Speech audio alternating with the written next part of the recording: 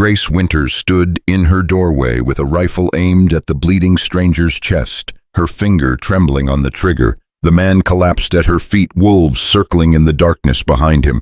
"Please," he gasped, blood soaking through his marshal's badge. "Don't come inside," she whispered, confused. He shook his head. "Don't let me die out here." In his frozen hand, a photograph of a woman who looked exactly like her. Before we begin, please subscribe to our channel and stay until the end of this story. Comment below with your city so I can see how far Grace's journey has traveled across the world. Now let's begin. Grace Winters heard the wolves before she heard the man. 3 nights they'd been circling closer. Tonight they sounded different, frenzied, hunting something that fought back. Then the gunshot cracked through the frozen air. Grace grabbed her rifle and stepped into the cold that bit like teeth. Her boots crunched through knee-deep snow toward the tree line. "Stupid," she muttered. "Stupid, stupid woman." But her feet kept moving. The wolves had scattered. The man lay face down 20 yards out, one arm stretched toward her cabin light like he'd been crawling home. Grace nudged him with her boot. Nothing. She should have walked back inside. Let the cold take him. Echo Ridge already called her a witch. Finding a corpse near her property would only sharpen their tongues. But Grace had stopped caring what they thought the day they buried her family and wouldn't meet her eyes at the funeral. She grabbed him under the arms and dragged. He was dead weight, all muscle and winter coat. Her shoulders screamed. Her breath came in clouds, but she didn't stop until she'd hauled him through her door and dropped him on the floor. The cabin's warmth hit like a wall. Grace lit every lamp and knelt beside him. Wolves had shredded his left leg. His coat was black with blood. A silver badge caught the light, scratched and bent, but clear. U.S. Marshal. "Help," Grace said. She cut away his clothes with kitchen shears. The leg wound was deep but clean, missed the artery. His ribs were purple and green, fresh. Someone had beaten him before the wolves found him. Grace washed her hands and retrieved her supplies. Needles, thread, whiskey, clean cloth. She cleaned the wounds. The marshal's eyes snapped open, and he screamed. Grace clamped a hand over his mouth. "Quiet, you'll wake the whole valley." His eyes were wild, gray, unfocused. He tried to push her away, but had no strength. "Stay still," she said. "I'm helping you." He stopped fighting. His eyes found hers. "Isabella," he whispered. Grace's hands froze mid-stitch. Her grandmother's name, hadn't heard it spoken in 15 years. "What did you say?" His eyes rolled back. Gone again. Grace finished stitching in silence. Bandaged his leg, checked his pulse steady enough, covered him with every blanket she owned. Then she searched his coat. The wallet held one thing, a folded wanted poster. Francis Reed, wanted for arson and murder. $500 reward. Grace knew that face. Had seen it once 2 years ago, standing at the edge of the crowd, watching her house burn. He'd been smiling. Her hands shook as she dug deeper. The photograph fell out, old, worn, soft at the edges. A woman stood beside a white fence in a simple dress, hair pulled back, smiling at something beyond the frame. Her hands rested on her pregnant belly. The woman looked exactly like Grace, not similar, exactly like her, down to the scar above her left eyebrow from falling out of an apple tree at age 7. Grace backed away from the marshal, the photograph clutched in her hand. Who was this man? Why did he have her picture? Except it wasn't her, couldn't be. The dress was 20 years out of fashion. The fence was white painted wood, not rough timber. And Grace had never been pregnant. She and Samuel had adopted Lily after 5 years of trying. So who was this woman? Who are you? Grace whispered to the image. The marshal groaned. His fever was rising. Grace could see the flush spreading across his face. She forced herself to move, to do what needed doing. For 6 hours she fought to keep him alive. Cool water when his temperature spiked. Whiskey and willow bark tea between his cracked lips. Fresh bandages when blood soaked through. She sat in Samuel's reading chair and counted the marshal's breaths. Dawn came gray and cold. The fever broke as sun cleared the mountains. The marshal's breathing steadied. The shaking stopped. Grace slumped in her chair, still holding the photograph. She must have dozed. When she opened her eyes, the sun was higher and the Marshal was watching her. "You're awake." He tried to speak, managed only a croak. Grace brought water, helped him drink. He drained the cup. "Where am I?" "My cabin, Echo Ridge, Montana territory. The wolves got you good." He looked at his bandaged leg, around the room, the cast iron stove, simple furniture, herbs hanging from ceiling beams. "You saved my life." Seemed neighborly. In the middle of the night, during a wolf attack. His gray eyes sharp despite the fever.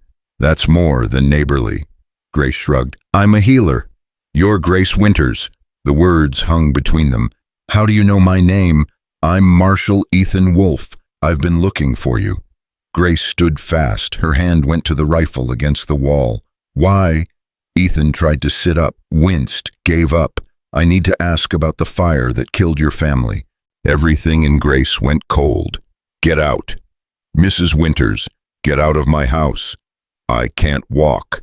He gestured to his leg. "And I'm not here to accuse you. I think the same people who killed your family have killed others. I think you're in danger." Grace laughed, bitter, tasting like ash. "Danger, Marshal. Everyone I loved is dead. What more can they take? Your life, your land, whatever they want." "Who's they?" "Victor Hammond and his people." The name hit like a fist. Victor Hammond owned half the timber claims in Montana territory. 3 months ago, he'd sent a man offering to buy her property for nothing. Grace had sent him away with a rifle in his back. "Hammond, you think Hammond killed my family? I think Hammond orders fires on properties he wants. I think he has men like Francis Reed who do the work. Your family died because you owned something Hammond wanted." Grace sat back down, gripped the armrests. "Why do you think this? I've tracked Reed for 3 years. 14 fires across Montana and Wyoming, all on properties Hammond later acquired. 23 dead, women and children." Ethan's voice went rough. "Your family was the first Mrs. Winters, the one that started it all. You have proof. Enough to hang Reed if I catch him. Not enough to touch Hammond. He's too careful, too connected. But I'm close." Pain flashed across his face. Grace moved without thinking, checked his forehead, examined the bandages. The healer in her couldn't stop even when her heart wanted to throw this man back into the snow. "You need rest and food. When did you last eat?" 2 days, maybe 3. "I'll make soup." She stood. Ethan caught her wrist, his grip weak but insistent. "The photograph. You found it." Not a question. Grace pulled free and retrieved the picture. "Who is she? Why does she look like me?" Ethan's face did something complicated. Grief and guilt and something else. "Her name was Isabella Santoro, my wife. She died 5 years ago pregnant with our first child. The house fire was ruled an accident, but—" His voice cracked. "But I know it wasn't.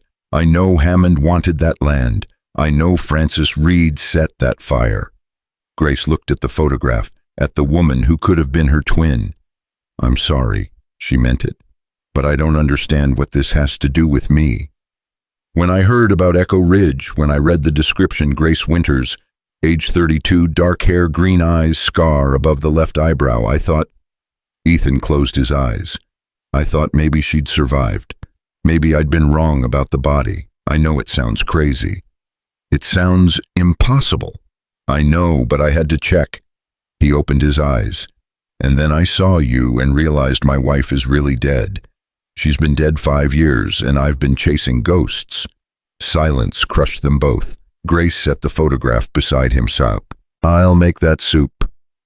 She moved through the kitchen on muscle memory, cutting vegetables, adding dried meat to the pot, stoking the fire. Her hands knew the work. Her mind was elsewhere. Hammond, Reed, fires, murder. The pieces fit too well. The way the fire had spread so fast despite snow on the ground. The way Samuel had been trapped in his study, the door locked from outside. The way the town stopped asking questions so quickly. The way she'd seen Francis Reed smiling. "Mrs. Winters," Ethan's voice from the other room, "there's something else." Grace brought him soup, helped him sit up. What else? Reed is still here, in the area. I tracked him, that's why I was in the woods. 3 of Hammond's men jumped me 2 days ago, beat me, took my horse, left me for the wolves. I shot one before they ran, but Reed got away. He's here in Echo Ridge. Unless he's moved on, but I don't think he has. Ethan ate a spoonful, grimaced. Hammond's been buying property all along this valley. Your land is the last piece he needs. There's no railroad coming through here. Not yet, but there will be. Hammond has investors, surveyors, politicians. This valley will be worth millions once the rail goes through. Right now, it's worth nothing unless you own all of it. And he needs my property. He needs your property, which means he'll try again. Maybe not fire that's drawn too much attention, but something. Grace set down the bowl. Her hand barely trembled. So what do? Ethan raised an eyebrow. Mrs. Winters, I'm not asking. You're not asking anything, Marshal. You're lying half dead in my cabin telling me the people who murdered my family are coming back. So I'm asking, what do we do? Ethan studied her. Something shifted behind his eyes. We set a trap. Let Hammond think you're ready to sell. Draw him and Reed into the open. Get them to confess. I arrest them both. That's a terrible plan. You have better. Grace thought about Samuel. About Lily, so brave at 7, never backing down from town bullies. About 2 years alone with nothing but grief and anger. Yes, she said, we burn them first. Ethan almost smiled. That's worse. Then we use yours. But one condition. What's that? When this is over, when Hammond and Reed are caught or dead, you leave. You take your photograph and your guilt and your ghost, and you leave me alone. The words came out harsher than intended. Grace didn't take them back. Ethan nodded. Deal. Good. Now rest. Grace returned to her chair. Outside, snow began falling again, covering last night's blood and violence. She picked up the photograph one more time. Isabella Santoro smiled back, happy in a stolen moment. 2 women, separated by years, connected by resemblance and tragedy. I'm sorry, Grace whispered. I'm sorry you died. I'm sorry he's broken. I'm sorry any of this happened. But she wasn't sorry enough to let Hammond and Reed walk free. Grace set the photograph face down and began to plan. 3 days passed. Ethan could walk without help by day 4. Grace changed bandages and forced him to eat and pretended not to notice when he stared at her like she was a woman returned from the dead. 3 days of watching the valley, sleeping with the rifle beside her bed, waiting for violence that didn't come. On day 4, someone knocked. Grace opened the door to Dr. Montgomery, medical bag in hand, concern on his weathered face. Grace, I heard you had a patient. She didn't ask how. Echo Ridge was small. Secrets traveled faster than truth. Stranger who got attacked by wolves. I patched him up. May I see him? She hesitated, then stepped aside. Dr. Montgomery had been kind after the fire, one of the few who hadn't treated her like she carried plague. Montgomery examined Ethan with gentle efficiency, asked about fever, bleeding, pain. Ethan answered in careful monotone, someone who'd been interrogated before. You did good work, Grace. He'll live. Though he'll carry those scars. Most of us do. Montgomery packed his bag, stood, but didn't leave. He looked at Ethan, back at Grace. Something troubled in his expression. A word of advice. Whatever you're planning, be careful. Hammond has the sheriff in his pocket, half the town besides. He's not a man you want as an enemy. Too late for that. It's not too late to sell. Take his money. Leave Echo Ridge. Start over somewhere safe. This is my home. My family is buried here. I'm not leaving. The old doctor sighed. Then promise me you'll think about it. Promise you won't do anything foolish. I'll think about it. Which wasn't a promise at all. After Montgomery left, Ethan struggled to sit. He knows. He suspects. That's different. He'll tell Hammond you have a stranger here. Hammond will send someone. Good. Let them come. That night they came. Grace heard horses before voices. 3 riders through fresh snow, moving slow, deliberate. She woke Ethan with a hand over his mouth, helped him limp to the back room where they'd prepared a hiding spot. Stay quiet. Let me handle this. Grace, trust me. She closed the door and picked up the rifle. The knock rattled the frame. Mrs. Winters, open up. We just want to talk. Grace cracked the door 6 inches, showed her face and the rifle barrel. It's late. Come back tomorrow. Mr. Hammond sent us. He heard you might be reconsidering his offer. Mr. Hammond heard wrong. One man stepped forward, young, not even 20. Ma'am, Mr. Hammond is generous. He's willing to go as high as $20,000 for your property. That's more money than you'd see in 10 lifetimes. I don't care if it's $1 million. This land isn't for sale. The second man, older, harder, spat tobacco into the snow. You're making a mistake, widow.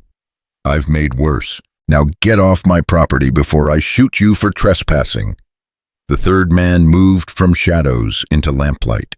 Grace's breath stopped. Frances Reed smiled at her, the same smile from 2 years ago while her house burned. Hello, Mrs. Winters, he said softly. I don't think we've been properly introduced. Grace's finger found the trigger.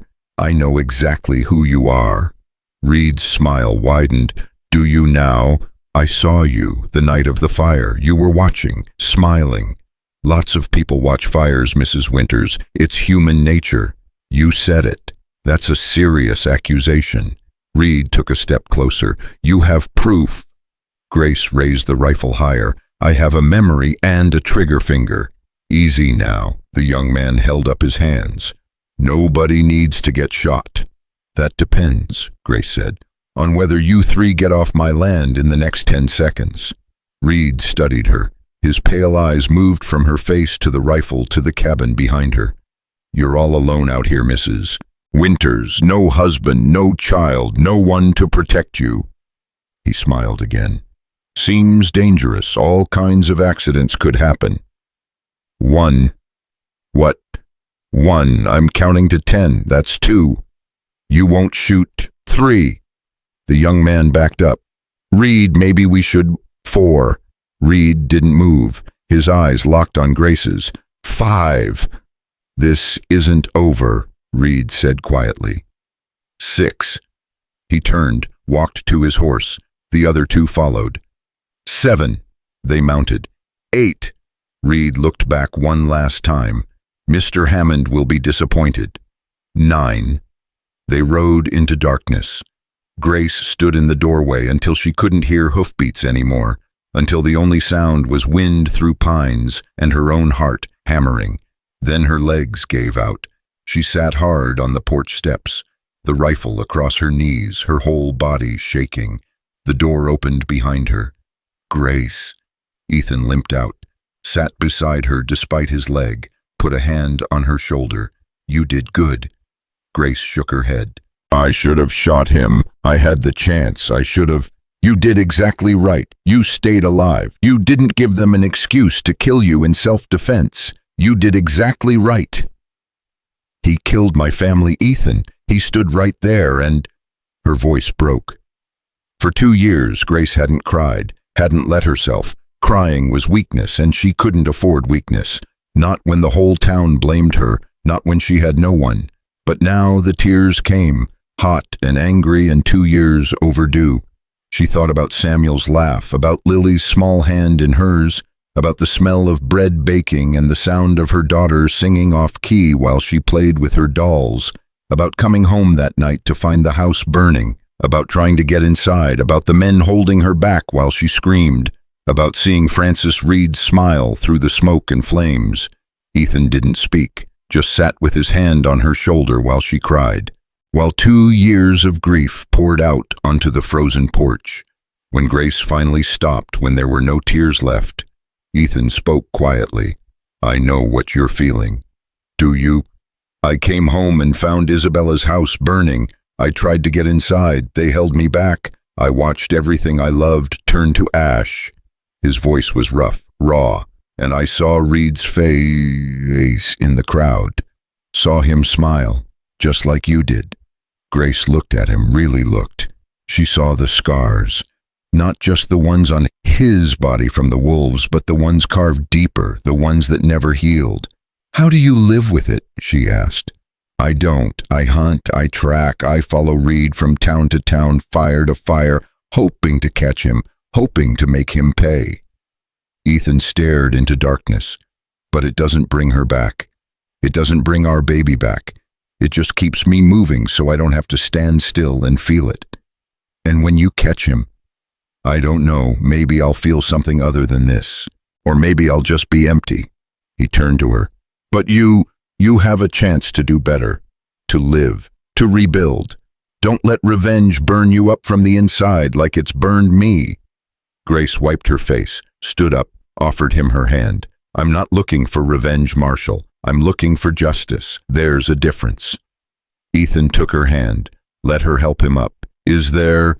Yes, revenge is personal. Justice is for everyone. For all the people Hammond and Reed have killed. For all the families they've destroyed. For the next widow who doesn't have a rifle or the spine to use it. She met his eyes. We're not hunting Reed for us. We're hunting him so he stops. Ethan studied her face for a long moment, then nodded.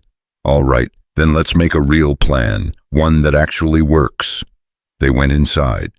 Grace made coffee strong and black. They sat at her table with paper and pencil, and the wanted poster spread between them. Hammond won't come himself, Ethan said. He's too smart. He'll send Reed and hired guns.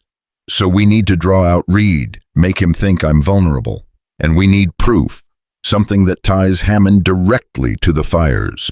Without that, we have nothing. Grace tapped the pencil against the table, thinking. Dr. Montgomery, she said suddenly. What about him?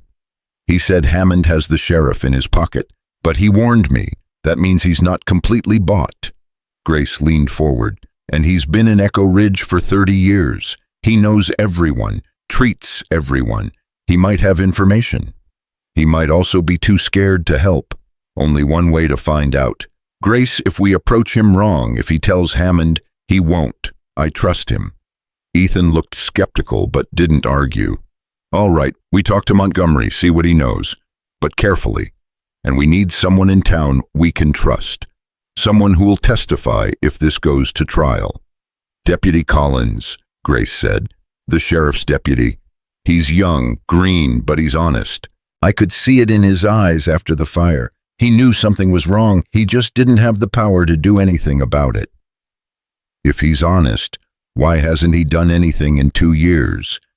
Because he's one man against Hammond's money and the sheriff's corruption. He needs proof just like we do. Ethan considered this, nodded slowly. All right. Montgomery for information, Collins for backup, but we need to be smart about this. One wrong move and we're both dead. They planned until dawn. By the time sun painted the windows, they had something that looked like a strategy, something that might actually work. Grace stood and stretched. Her back ached, her eyes burned, but she felt something she hadn't felt in 2 years. Hope. Get some rest, she told Ethan. Tomorrow we start. Grace. He caught her arm as she passed. Thank you. For what? For not giving up, for fighting, for... He trailed off. For reminding me why I became a marshal in the first place. Grace squeezed his hand. Don't thank me yet. We might both be dead by next week. Then I'll thank you now. She smiled. Small but real. Get some rest, Ethan. Grace went to her room, lay down on the bed without undressing, stared at the ceiling. Outside, birds began their morning songs. The sun climbed higher. The valley woke to another day. And somewhere out there, Francis Reed was planning his next move. But so was Grace. She closed her eyes and for the first time in 2 years, slept without nightmares. Morning came with the kind of cold that made your teeth ache. Grace woke to find Ethan already up standing at the window, with his weight favored on his good leg watching the valley. They're out there, he said without turning around. Grace joined him, scanned the tree line, saw nothing but snow and shadow. How do you know? I can feel them. Been hunting men long enough to know when you're being watched. Grace felt it too now that he'd said it. That prickle between the shoulder blades, that sense of eyes in the darkness. How many? At least 2, maybe more. They're waiting to see what we do. Grace poured coffee left over from last night, reheated it on the stove, brought Ethan a cup. Then let's give them something to see. She dressed in her town clothes, the black dress she'd worn to Samuel and Lily's funeral, the one she hadn't touched in 2 years. It still smelled like cedar from the trunk where she'd stored it. Grace stared at herself in the small mirror above her wash basin. The dress hung looser than it used to. 2 years of grief had carved her down to bone and will. You don't have to do this, Ethan said from the doorway. Yes, I do. Grace, they're watching, right? So let them watch me ride into town like nothing's wrong. Let them think I'm scared enough to consider Hammond's offer. Let them get comfortable. And if they follow you, if they try something. Grace picked up Samuel's old coat, checked the pocket. The Derringer was still there, small and deadly. Then I shoot them. Ethan limped over, caught her arm, his grip gentle but firm. I should go with you. You can barely walk. And besides, a widow alone looks desperate. A widow with a strange man looks like she has protection. We need them to think I'm vulnerable. You are vulnerable. Grace met his eyes. No, I'm angry. There's a difference. She saddled her horse in the barn while Ethan kept watch from the cabin. The mare was old but steady, used to the mountain cold. Grace checked the cinch twice, loaded her saddlebags with herbs to sell, made everything look normal. When she rode out, she didn't look back at the cabin, didn't scan the tree line for watchers, just kept her eyes forward and her spine straight, moving down the mountain trail like she'd done 100 times before. But her hand stayed close to the Derringer in her pocket. The ride to Echo Ridge took an hour, long enough for Grace to second-guess every part of the plan, long enough to remember every bad thing that had happened the last time she'd ridden this trail into town. The looks, the whispers, the way people crossed the street to avoid her, the way mothers pulled their children inside when she passed. Grace Winters, the witch of Echo Ridge, the woman whose family died in flames, the woman who survived when she shouldn't have. Town looked the same as always. Main Street lined with false-fronted buildings, the general store, the saloon, the land office where Hammond kept his headquarters. A few people moved through morning cold, bundled against wind that came down from the mountains like a living thing. Grace tied her horse outside the general store and went inside. Martha Wilson was behind the counter sorting mail. She looked up when the bell rang, and her face went through a complicated dance of emotions before settling on something like cautious courtesy. Grace, it's been a while. Mrs. Wilson, here to sell herbs, among other things. Grace set her saddlebag on the counter, unpacked bottles of tincture and bundles of dried plants, lavender for sleep, willow bark for pain, mint for digestion, the same things she'd been making and selling for years. Martha examined each one with the careful attention of someone who knew quality when she saw it. These are good. I'll take them all. Same price as usual. Same price. Martha counted out coins, pushed them across the counter. Her eyes flicked to the door and back. People are saying you had trouble at your place. Wolves. People say a lot of things. They're also saying Hammond sent men to your cabin, that you threatened them. Grace pocketed the coins. I defended my property. That's not a threat. That's the law. Grace, Martha lowered her voice, leaned closer. I know we haven't always. I know the town hasn't been kind to you, but you need to understand. Hammond owns this valley. He owns the timber rights, the mineral claims, half the businesses. He owns the sheriff. Fighting him is like fighting the weather. You can't win. Maybe I don't need to win. Maybe I just need to survive. That's not how Hammond works. You survive by giving him what he wants. Otherwise, Martha trailed off, looked away. Otherwise what? Otherwise you end up like the Johnsons, or the Mackenzie family, or She stopped, swallowed hard. I'm sorry. That was cruel. Grace felt the words like a punch, but she kept her voice steady. What happened to the Johnsons? Their barn burned down last spring, lost everything. They sold to Hammond for pennies and moved east. And the Mackenzies, their well got poisoned somehow. All their livestock died. They left in the middle of the night and nobody's heard from them since. And you think Hammond did those things? I think bad things happen to people who don't sell when Hammond asks nicely. Martha's hands twisted together. Please, Grace, just take his money and go. Start over somewhere safe. Don't end up like... The door opened. Deputy Collins walked in, young and nervous, his badge catching the light. He saw Grace, and his face went carefully blank. Mrs. Wilson, Mrs. Winters. Deputy, Grace nodded. I need to speak with you, Mrs. Winters. Outside, please. Martha's face said everything her mouth didn't. Grace followed Collins into the street. He didn't speak until they were away from the store, standing in the alley between buildings where no one could easily overhear. You need to leave town, Collins said, his voice low and urgent. Good morning to you too, Deputy. I'm serious, Mrs. Winters. Reed is here, in town, right now. He rode in an hour ago with 3 men and they've been asking questions about you. Grace's heart kicked, but she kept her face calm. What kind of questions? About your cabin, about whether you live alone, about whether you might be willing to sell.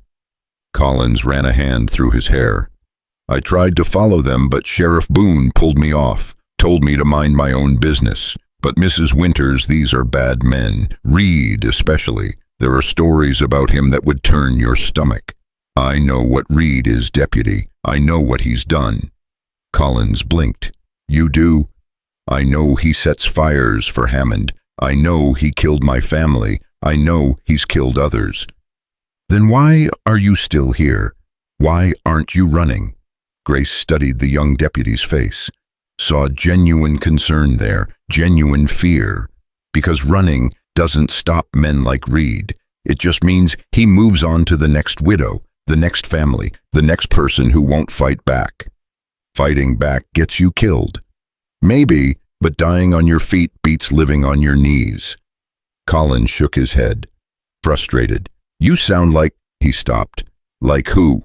Like my father. He was a deputy too, in Wyoming. He tried to stand up to a cattle baron who was stealing land. They found him in a ditch with a bullet in his head. Collins' voice went rough. That's what happens to people who fight, Mrs. Winters. They die. Your father sounds like a good man. He was a dead man. Maybe, but he was right. And you know it. That's why you're warning me right now instead of looking the other way like your sheriff does. Collins opened his mouth, closed it, looked away. I can't help you, he said finally. Even if I wanted to, I'm one deputy in a town owned by Hammond. I'd be dead before I drew my gun. I'm not asking you to fight, deputy. I'm asking you to pay attention, to remember what you see, because when this is over, someone's going to need to testify to the truth. When what's over? Grace smiled. No warmth in it. When Hammond and Reed get what's coming to them. She walked away before Collins could respond, crossed the street to Dr. Montgomery's office, climbed the stairs, knocked. Montgomery opened the door himself, saw her, and something like relief crossed his face. Grace, come in, quickly. She stepped inside. Montgomery closed the door, locked it, drew the curtains. You shouldn't be here, he said. I know, but I need to talk to you. About what? About Hammond, about Reed, about the fires. Montgomery went very still. His old face suddenly looked older. I don't know what you're talking about. Yes, you do. You warned me to be careful. You told me Hammond had the sheriff in his pocket. You know something, Dr. Montgomery, and I need you to tell me what it is. Grace, my family is dead. Other families are dead. More will die unless someone stops Hammond. Please, I'm not asking you to fight. I'm just asking you to tell the truth. Montgomery moved to his desk, sat down heavy, looked at his hands. I'm a doctor, he said quietly. I took an oath. First, do no harm.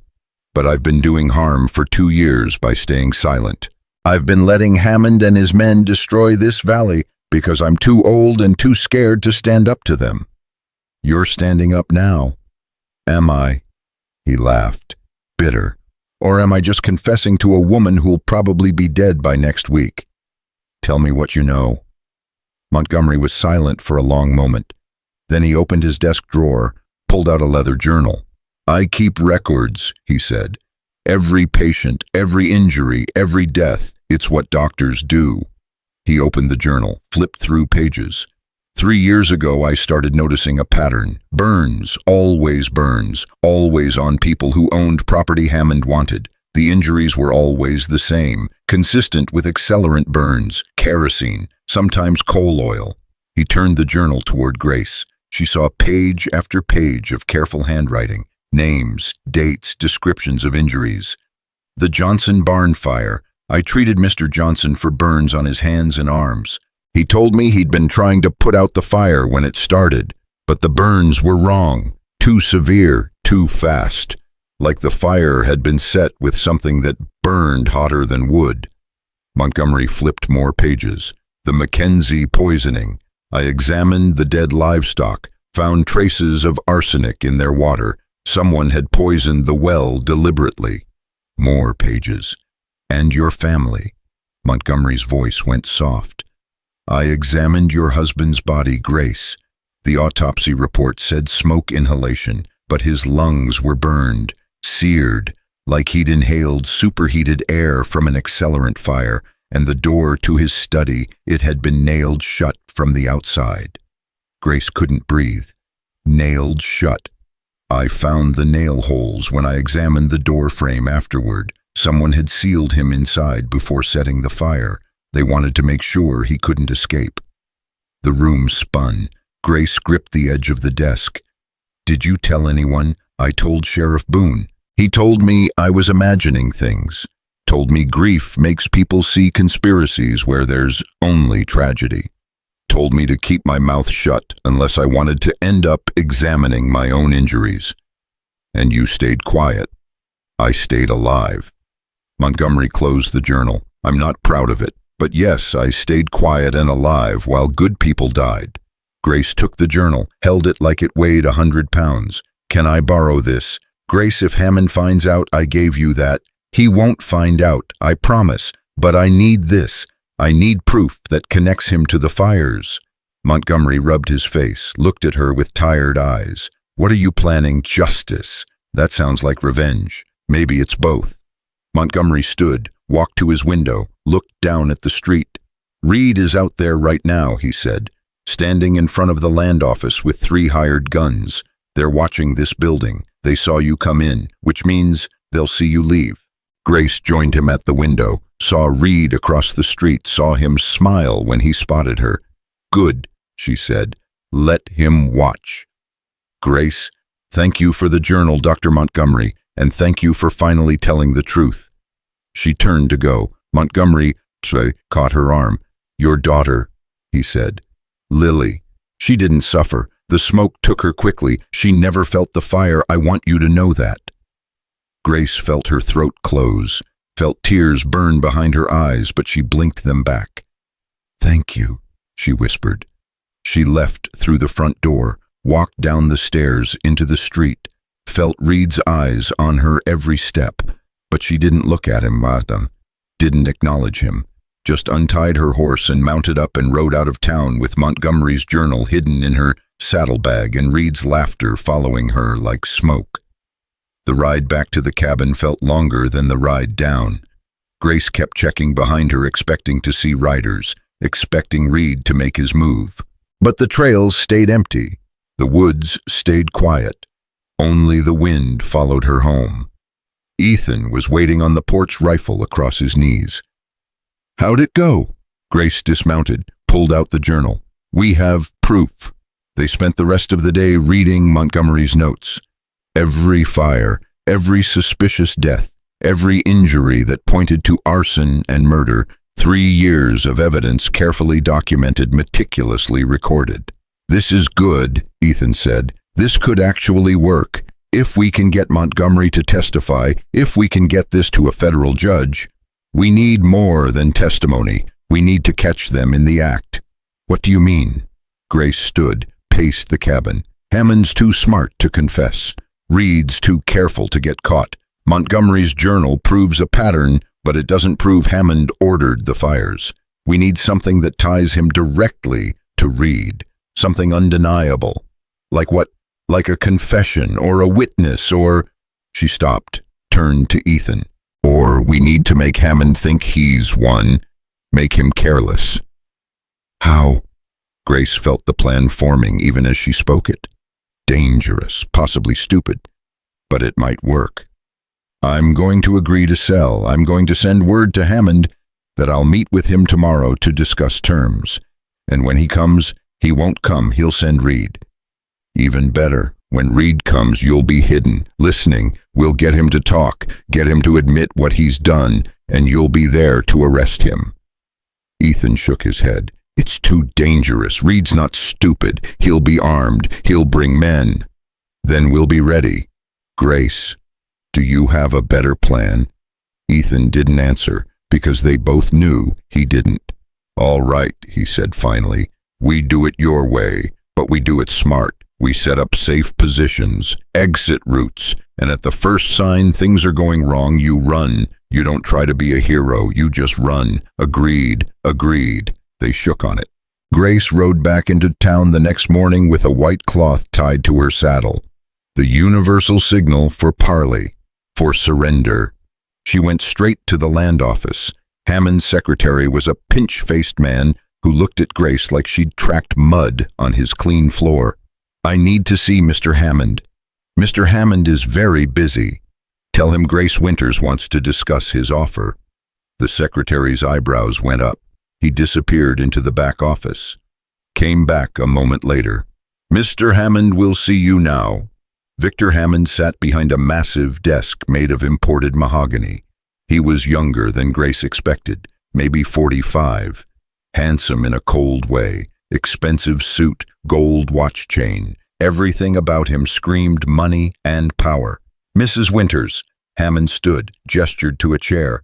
What a pleasant surprise. Please sit. Grace remained standing. I'll stand. This won't take long. As you prefer. Hammond sat back down, steepled his fingers.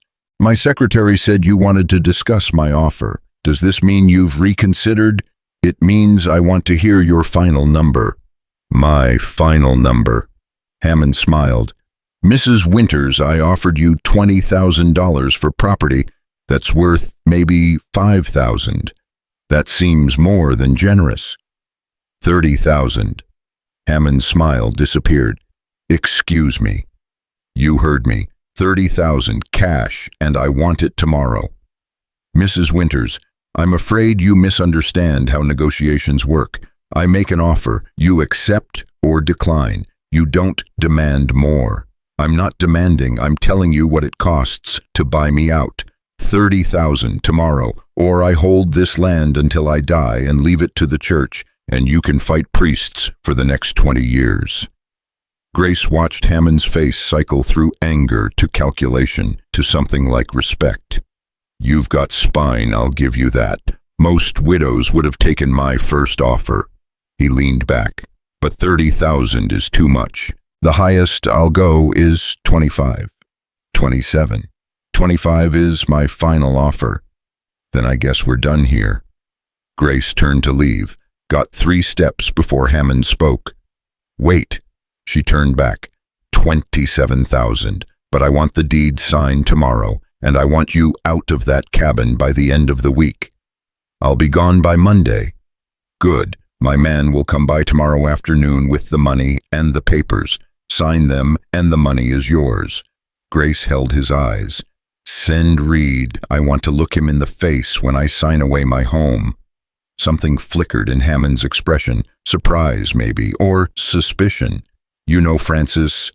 We've met. He made quite an impression. I'm sure he did. Very well, Mrs. Winters. Francis will bring the papers tomorrow at 2 o'clock. Don't make him wait. Grace walked out before Hammond could see her hands shaking. She rode home fast. The wind cold against her face, her heart hammering. It was done.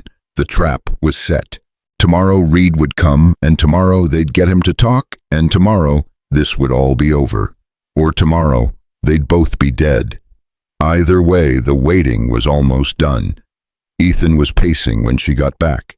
His leg must have been hurting, but he ignored it. Did it work? He's coming tomorrow, 2 o'clock, with the money and the deed. Just Reed. Hammond didn't say, but probably not. Reed travels with at least 2 men. Then we need to be ready for 3 or 4 hostiles, maybe more. They spent the rest of the day preparing. Ethan found positions in the cabin where he could hide and still have clear lines of fire. Grace moved furniture to create cover. They checked weapons, loaded rifles, made sure every gun had a clear path to the door. As the sun set, Grace made dinner, venison stew, bread, coffee. They ate in silence, both of them thinking about tomorrow. Grace, Ethan said finally, if this goes wrong, it won't. But if it does, if Reed figures out what we're doing, if shooting starts. He reached across the table, took her hand. Promise me you'll run. Promise me you won't try to fight them alone. Grace looked at their joined hands, his scarred and weathered, hers rough from work and weather. I promise I'll try to survive. That's the best I can do. I suppose that'll have to be enough. They sat there as darkness fell outside, as the temperature dropped and the wind picked up, as the last day before everything changed, ticked away into night. Ethan, yeah, thank you. For helping me, for believing me, for... She stopped, started again. For reminding me I'm not alone. Ethan squeezed her hand. You were never alone, Grace. You've just been waiting for someone strong enough to stand beside you. Morning came too fast and too slow at the same time. Grace woke before dawn, couldn't go back to sleep. She dressed and made coffee and stood at the window watching the sun climb over the mountains. Ethan found her there an hour later. You ready? No, but I'm doing it anyway. They went over the plan one more time. Ethan would hide in the back room with the door cracked. Grace would receive Reed at the table. She'd keep him talking, get him to confess. And if things went wrong, if Reed pulled a gun, Ethan would come out shooting and Grace would dive for cover. Simple, straightforward, probably suicidal. It'll work, Ethan said, like he was trying to convince himself. It has to. 2 o'clock came with agonizing slowness. Then Grace heard horses, 4 of them, coming up the trail. They're here, she said. Ethan disappeared into the back room. Grace checked the derringer in her pocket one last time. Then she opened the door and stepped onto the porch. Reed rode at the front, 3 men behind him, all armed, all watching her with flat, dangerous eyes. Mrs. Winters. Reed dismounted, smiled his terrible smile. What a pleasure to see you again. I've brought the papers and the money just as Mr. Hammond promised. He held up a leather satchel. Come inside, Grace said. We'll do this properly. Reed's smile widened. After you, Mrs. Winters. After you. Grace turned and walked inside, every nerve in her body screaming at her to run.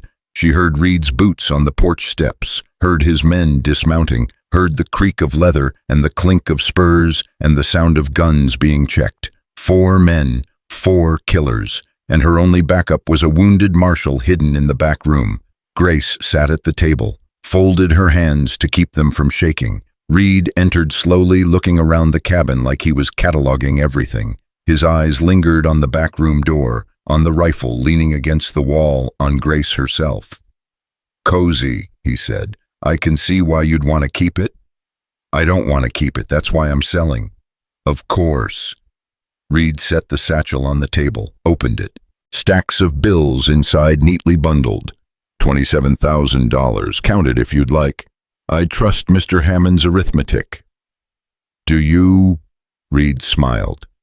That's interesting. Most people who trust Hammond end up regretting it. Is that a threat? It's an observation. Reed pulled out a folded document, the deed transfer, set it on the table with a pen.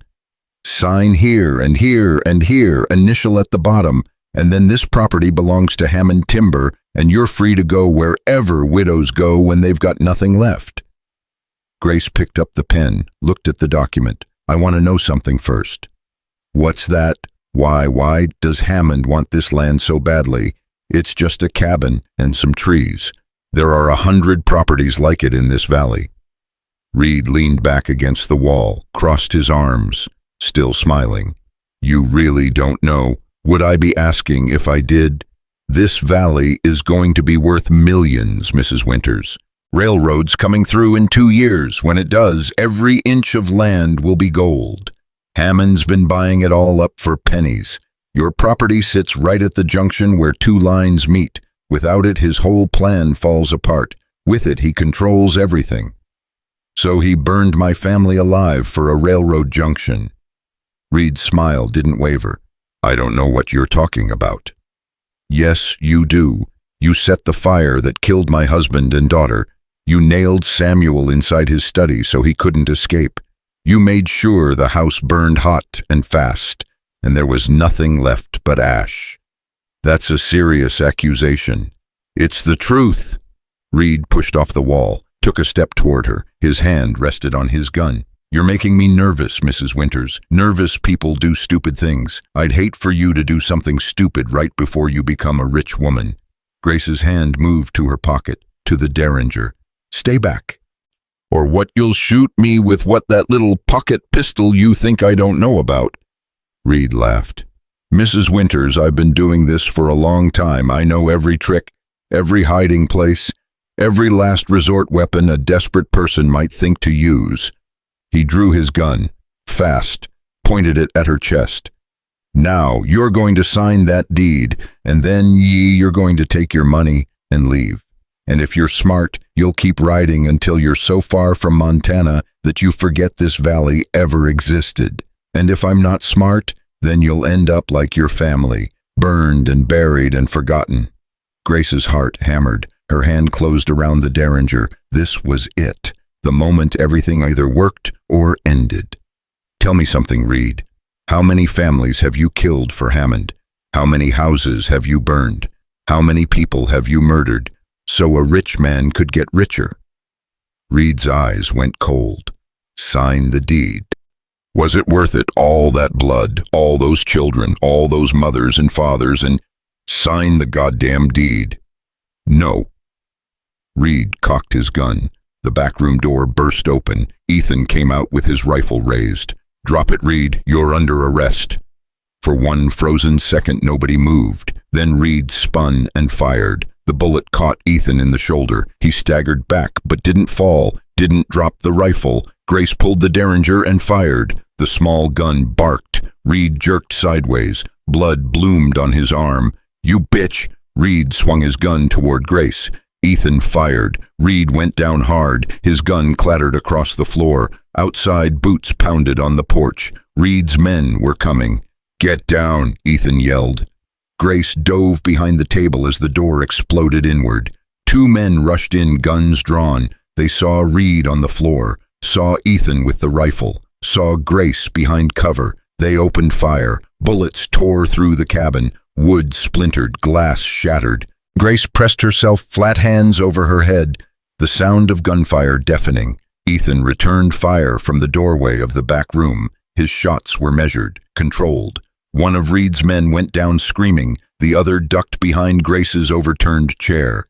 Give it up, Ethan shouted. You're done. The man behind the chair fired blind. His bullet went wide, punching through the wall above Grace's head. Grace still had the derringer. 1 shot left. She risked a look over the table edge. The man was reloading, his hands shaking, his face pale. He was young, maybe 22, scared and outgunned and probably wishing he'd chosen a different job. Drop it, Grace yelled. Drop the gun and you live.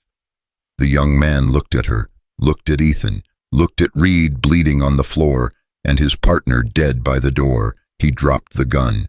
Smart, Ethan said. He kept the rifle trained on the young man as he limped forward. On your belly, hands behind your head. Now.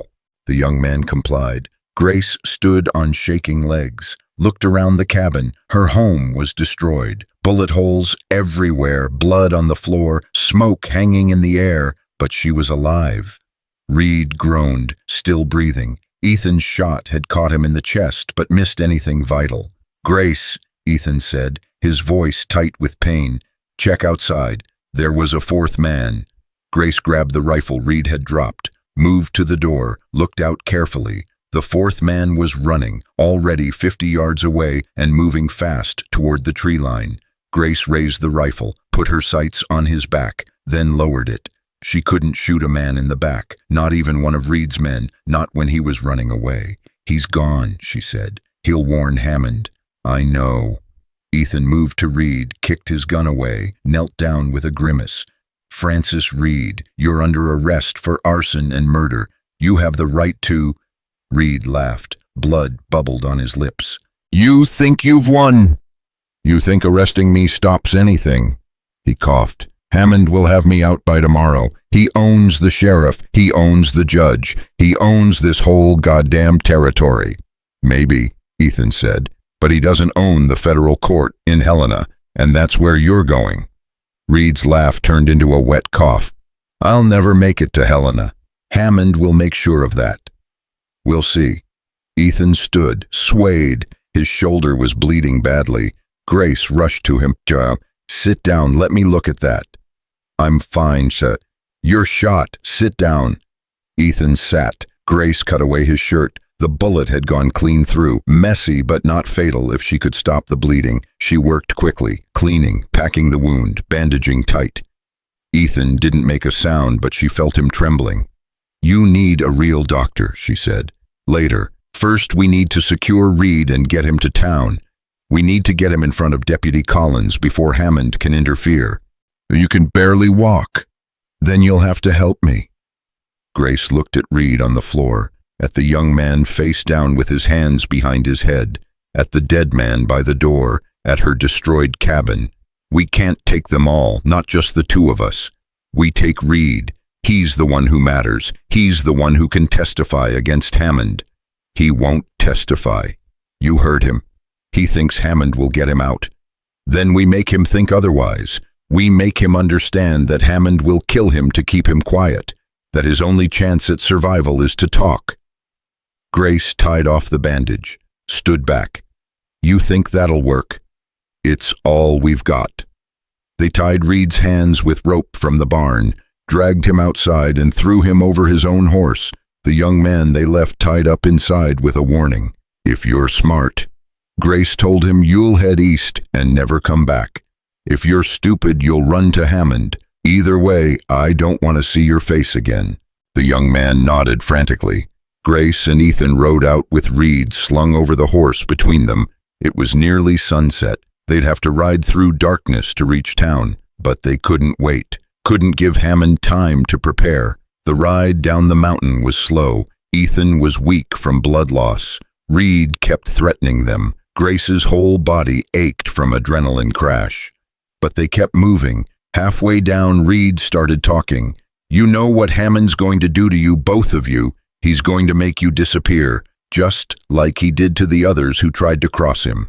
"Shut up," Ethan said. "There was a Marshal before you 3 years ago, came sniffing around asking questions about fires. They found him in a ravine with his neck broken, called it a riding accident." I said, "Shut up." "And a newspaper man from Denver. He was writing a story about land fraud. His hotel burned down with him inside. Another accident." Grace felt ice in her stomach. "How many?" she asked. "How many people has Hammond killed?" Reed laughed. "I stopped counting after 20. It's just business, Mrs. Winters. Nothing personal. Hammond wants land. People won't sell. So we convince them, and if they still won't sell, we make sure nobody else gets in the way." "You're a monster." "I'm a professional. There's a difference." They rode in silence after that. Grace couldn't trust herself to speak, couldn't trust herself not to pull Reed off the horse and beat him to death with her bare hands. 20 people, 20 families destroyed, 20 lives erased for money and power and greed. And Reed thought it was just business. Town lights appeared below them as full dark fell. Grace could see lamplight in windows, smoke rising from chimneys, people going about their evening routines with no idea what was coming. "Straight to the jail," Ethan said. "We get Reed locked up, then we find Collins and Montgomery. We need witnesses. We need people willing to testify. And if Hammond's already there, if he's already warned the sheriff, then we improvise. They rode down Main Street at a walk. People stopped to stare. Grace heard whispers, saw fingers pointing.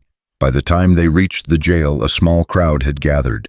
Sheriff Boone stood on the jail steps, arms crossed, face like thunder. What the hell is this? Ethan dismounted, stood straight despite the pain. I'm U.S. Marshal Ethan Wolfe. I'm bringing in Francis Reed on charges of arson and murder. Open your jail, Sheriff. I'm placing this man in federal custody.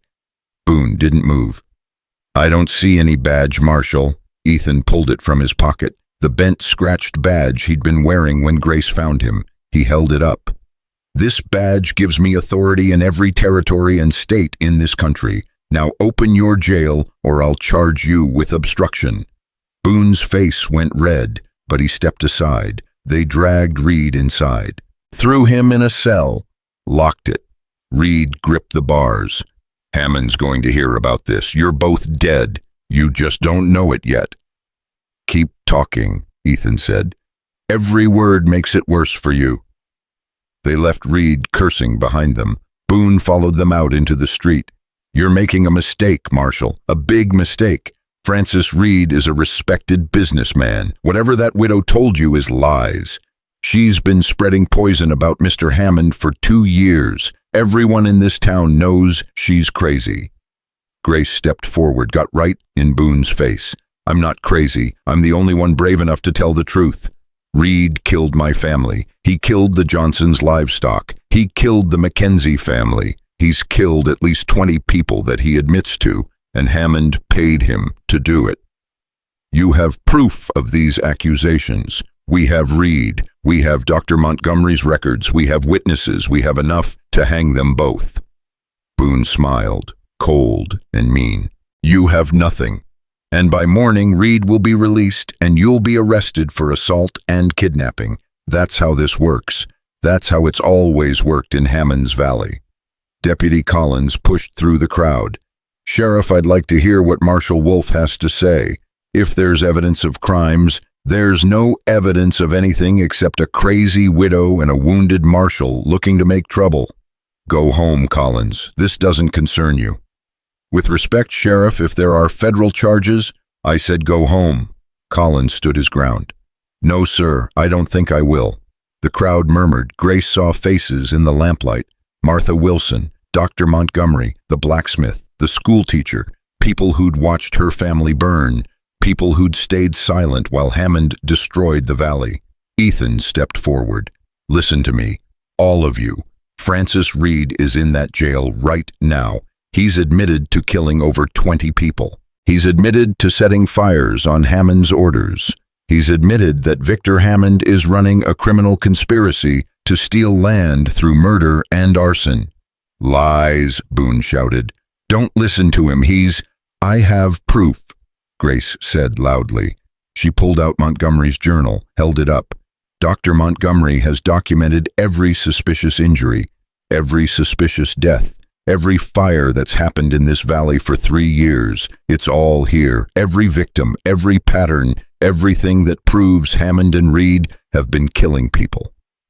Montgomery stepped forward from the crowd. It's true. I documented it all. I stayed silent because I was afraid. But I'm not staying silent anymore. What Hammond's done is evil. What Reed's done is murder. And we've all let it happen because we were too scared to speak up. Martha Wilson stepped forward too. The Johnsons were our friends. Good people. They didn't just leave. They were driven out. We all knew it. We just didn't want to admit it. The schoolteacher spoke up. And the Mackenzies. Their well was poisoned. Everyone knew it wasn't an accident. More voices joined. People Grace had thought would never stand with her. People who'd crossed the street to avoid her. People who'd called her witch and blamed her for her own family's death. They were speaking up. Boone's face went from red to purple. This is sedition. You're all going to regret this when Mr. Hammond hears what? The voice came from behind the crowd. People parted. Victor Hammond walked through them like Moses through the Red Sea. Expensive suit, gold watch, calm smile, everything about him radiating power and control. Marshal Wolf, Mrs. Winters, what an interesting evening you've created. Hammond stopped in front of them. I understand you've arrested my employee on some very serious charges. I'd like to hear them directly from you. Ethan didn't back down. Francis Reed is charged with 14 counts of arson and 23 counts of murder. He's also charged with attempted murder for trying to kill me and Mrs. Winters this afternoon, and I have evidence that connects him directly to you. Is that so? What evidence? His own confession, recorded by multiple witnesses. He stated clearly that he was acting on your orders, that you paid him to burn properties you wanted to acquire, that you've been running a criminal conspiracy for 3 years. Hammond's smile never wavered. That's fascinating. Unfortunately, confessions obtained under duress are inadmissible in court, and given that Mr. Reed was shot and kidnapped by you, I'd say anything he said was said under considerable duress. I'm a federal marshal. I was arresting a wanted criminal. Are you? Let me see your commission papers, your federal warrant, your authorization to operate in Montana territory. Ethan's jaw tightened. Grace knew what was coming. My papers were destroyed when your men attacked me and left me for the wolves. How convenient. So you have no proof you're actually a marshal. You have no warrant for Mr. Reed's arrest. You have no authorization to be here at all. For all we know, you're an outlaw yourself, a criminal who's convinced a grief-stricken widow to help you commit crimes. The crowd shifted, uncertain now. Hammond's words were smooth, reasonable, making Ethan sound like the criminal instead of the lawman. Grace stepped forward. I know what you are. I know what you've done. You killed my family. You killed my husband and my daughter, and you burned my house down around them, and you did it for money, for a railroad junction, for greed. Hammond turned to her, his eyes flat and cold despite the smile. Mrs. Winters, I understand your grief. I truly do. Losing one's family is a terrible tragedy, but grief can make people irrational, can make them see conspiracies where there are only accidents, can make them blame innocent men for acts of God. It wasn't an act of God, it was murder, and you ordered it. Do you have proof? I have Montgomery's records. I have Reed's confession. You have the scattered notes of an old doctor and the coerced statement of a wounded man. You have nothing that would stand up in any court in this territory, and you know it. Hammond turned to the crowd. I came to this valley 5 years ago with nothing but ambition and capital. I've built businesses, created jobs, brought prosperity to Echo Ridge. I've bought land fairly, paid good prices, helped families move on to better opportunities. And for this, I'm accused of murder by a woman who's been half mad with grief for 2 years. That's not true, Martha Wilson said, her voice shaking but determined. You've driven people out. You've destroyed families. We've all known it. We've just been too afraid to say it. Mrs. Wilson, I bought your husband's timber claim for twice what it was worth. Are you saying I forced that sale? Martha opened her mouth, closed it, looked down. Hammond smiled. I thought not. The truth is I'm a businessman, a good businessman, and sometimes good business means buying properties from people who no longer want them. That's not conspiracy. That's commerce. He turned back to Ethan. Marshal Wolf, if that's really your name, I suggest you release Mr. Reed immediately. Return him to my custody, and then leave Montana territory before you're arrested for kidnapping, assault, and impersonating a federal officer. If you do this, I'll be merciful. I won't press charges. I'll simply ask that you never return. And if I don't? Hammond's smile disappeared. Then I'll destroy you. I'll destroy Mrs. Winters. I'll destroy anyone who's helped you, and I'll do it legally, through the courts, through the system. Because unlike you, I have lawyers, I have judges, I have power. And when I'm done, you'll wish you'd died in those woods with the wolves. The silence that followed was absolute. Grace felt it settling over the crowd, felt people backing down, felt the moment slipping away. Hammond was winning. His words were working. His power was reasserting itself. And then Dr. Montgomery spoke. "I saw Samuel Winter's body after the fire. His lungs were burned from the inside, from breathing superheated air caused by an accelerant. The door to his study had been nailed shut from the outside. Someone wanted him to die in that fire. Someone wanted to make sure he couldn't escape." Hammond turned to him. "You're an old man with old eyes. You misread the evidence. I'm a doctor with 40 years' experience. I know what I saw, and I documented it. Every injury, every death, every suspicious fire, it's all in my journal, and I'm willing to testify to it under oath." Collins stepped forward. "And I'm willing to investigate, to do what should have been done 2 years ago, to actually look at the evidence instead of sweeping it under the rug because a rich man says so." More people moved forward, the blacksmith, the schoolteacher, even Martha Wilson finding her courage again. "We'll testify too. We'll tell the truth about what's been happening in this valley, about the threats, the pressure, the way people disappeared or left in the middle of the night after refusing to sell." Hammond's composure cracked, just for a moment, just long enough for Grace to see the rage underneath.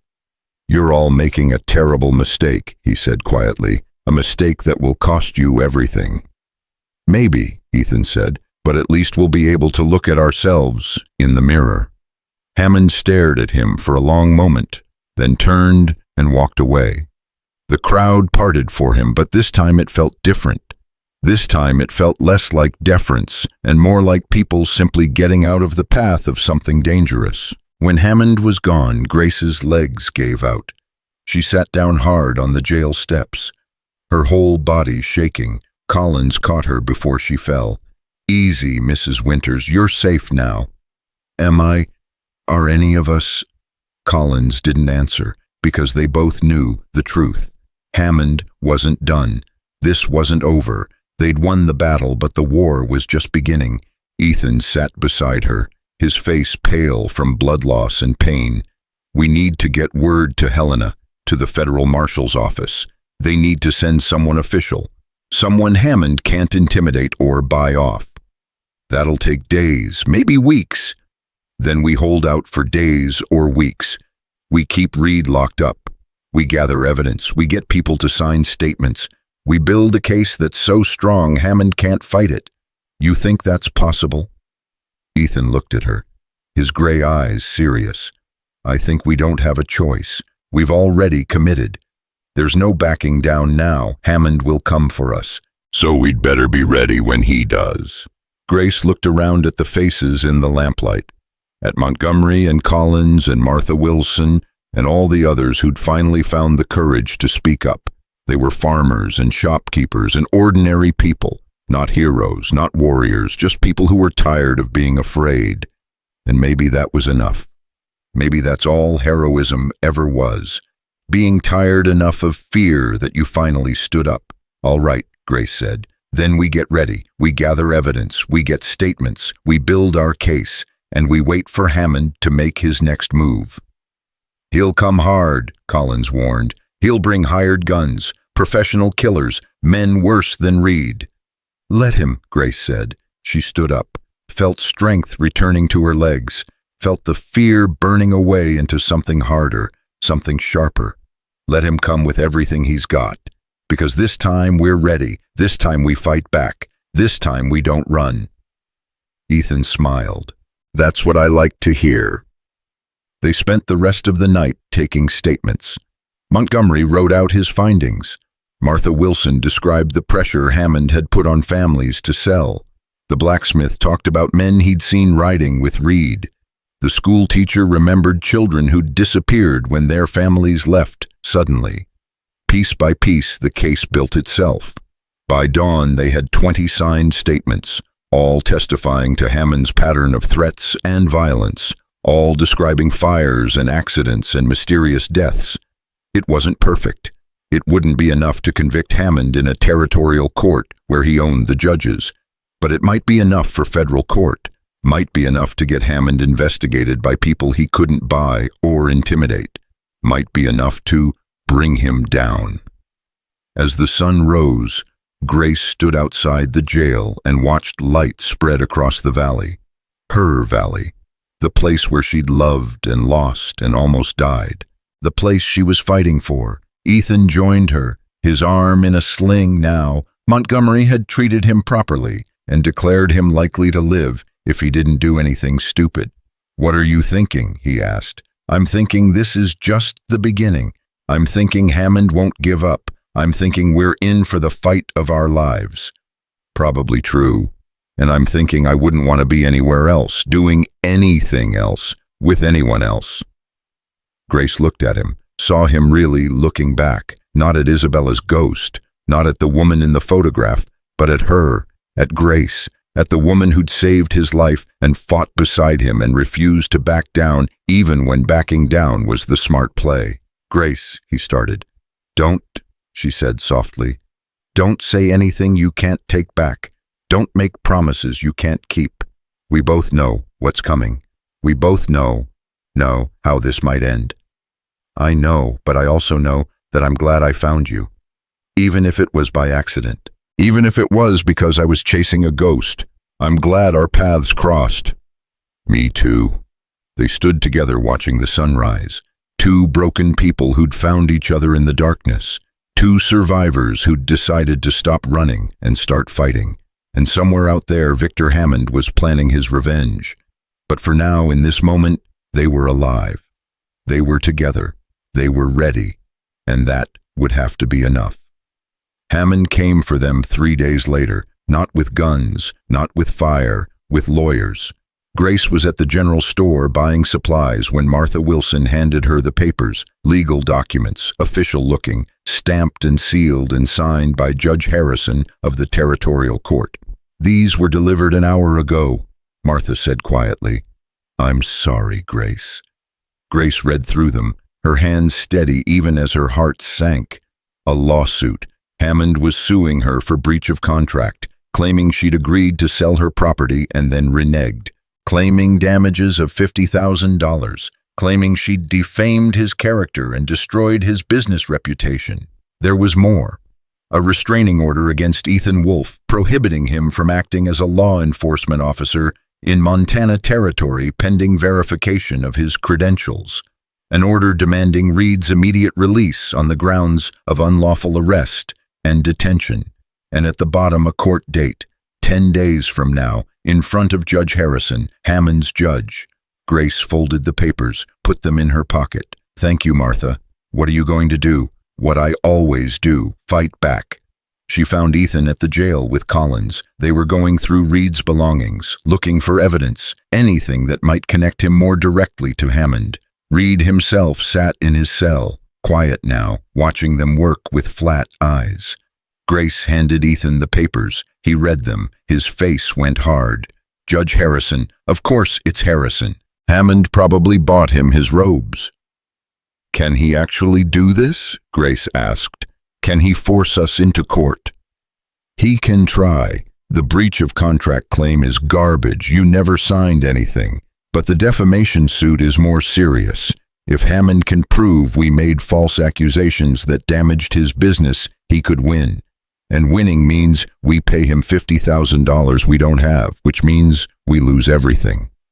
"What about the restraining order? That's the real problem.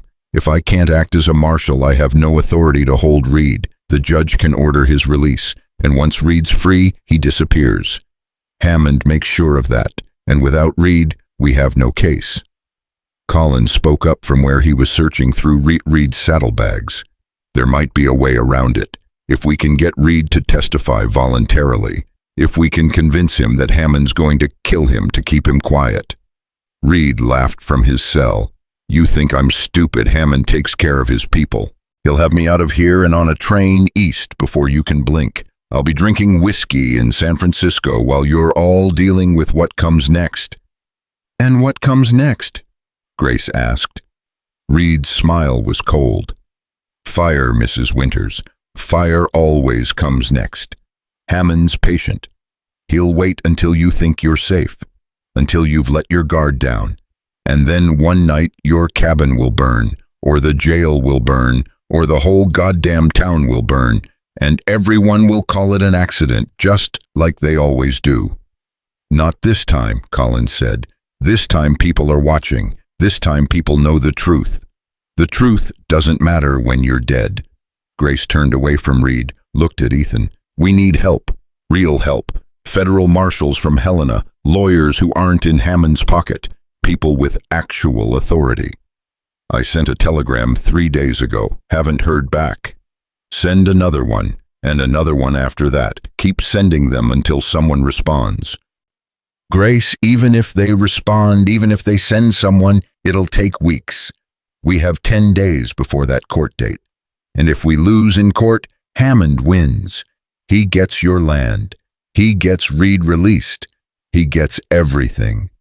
Grace felt the walls closing in, felt the trap Hammond had built around them. Legal, legitimate, impossible to fight with guns or courage or righteous anger.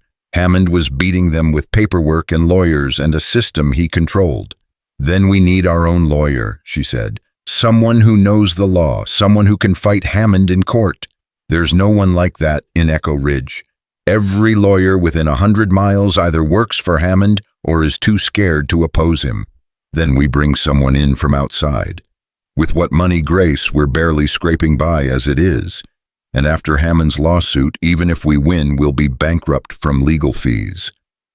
Grace thought about the $27,000 in her cabin, the money Reed had brought, the blood money Hammond had offered for her land. We use Hammond's own money, the $27,000 he was going to pay me.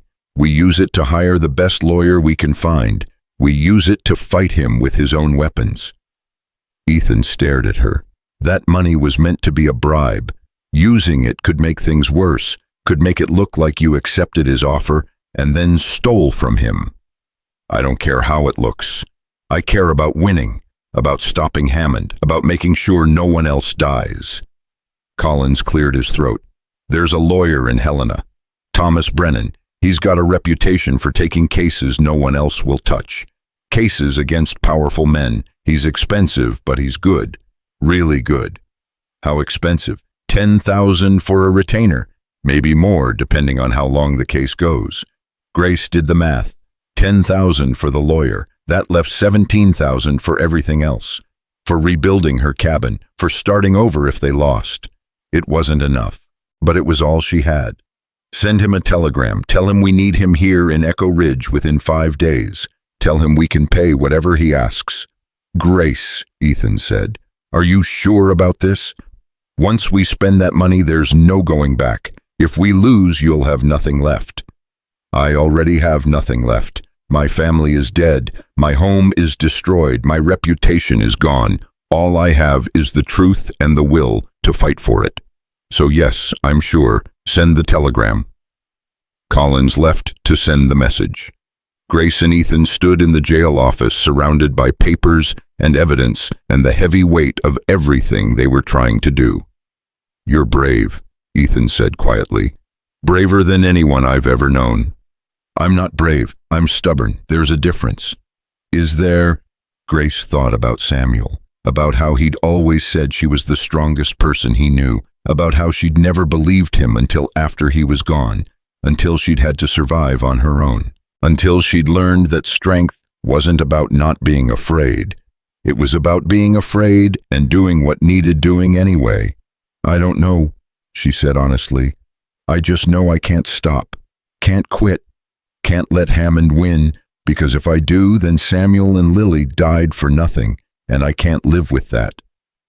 Ethan reached out, took her hand, his grip warm and solid and real. You won't have to live with it, because we're going to win somehow, some way. We're going to beat Hammond and make him pay for what he's done. Grace wanted to believe him, wanted to feel the certainty he was trying to project, but all she felt was tired, bone tired, soul tired, the kind of tired that came from fighting too long with too little hope. What if we don't? She asked. What if Hammond's too powerful? What if the system is too corrupt? What if we've already lost and we just don't know it yet? Then we go down fighting, and at least we'll know we tried. At least we'll know we didn't give up. At least we'll know we stood for something. Reed laughed from his cell. You two sound like heroes in a dime novel. All noble speeches and grand gestures, but this isn't a story. This is real life. And in real life, the rich man wins. He always wins. You can have all the truth and courage and righteousness you want, but Hammond has power, and power always beats everything else. Grace walked to the cell, looked Reed in the eye. Maybe you're right. Maybe power does always win, but I'd rather die fighting than live knowing I helped men like you and Hammond destroy innocent people. So keep laughing, keep thinking you're safe. Because when this is over, when Hammond abandons you to save himself, when you realize he never cared about you at all, you're going to wish you'd helped us when you had the chance. Reed's laugh died. Something flickered in his eyes. Fear, maybe, or doubt. Hammond wouldn't abandon me. I know too much. Exactly. You know too much. Which makes you a liability. And Hammond doesn't tolerate liabilities. He eliminates them. Grace turned and walked out before Reed could respond. Outside, the afternoon sun was bright and cold.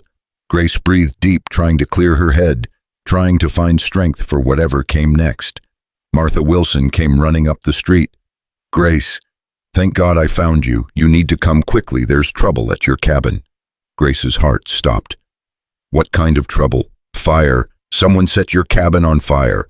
Grace ran. She didn't wait for Ethan, didn't wait for Collins, just ran through town and up the mountain trail toward home. Her lungs burned, her legs screamed, but she didn't slow down. Smoke rose above the trees long before she reached the cabin. Black smoke, thick smoke, the smoke of things that shouldn't burn. She broke through the tree line and saw flames. Her cabin was burning, not the massive inferno that had killed her family, but a deliberate fire, set carefully, meant to destroy evidence and send a message. 3 men were riding away. Grace saw them disappearing into the woods on the far side of the clearing. Too far to identify, too far to stop. She ran to the cabin anyway, ran to the door. The heat pushed her back. No, she screamed. No, no, no. She tried again, got closer. The smoke choked her. The heat seared her skin. Strong hands grabbed her, pulled her back. Ethan, he'd followed her up the trail.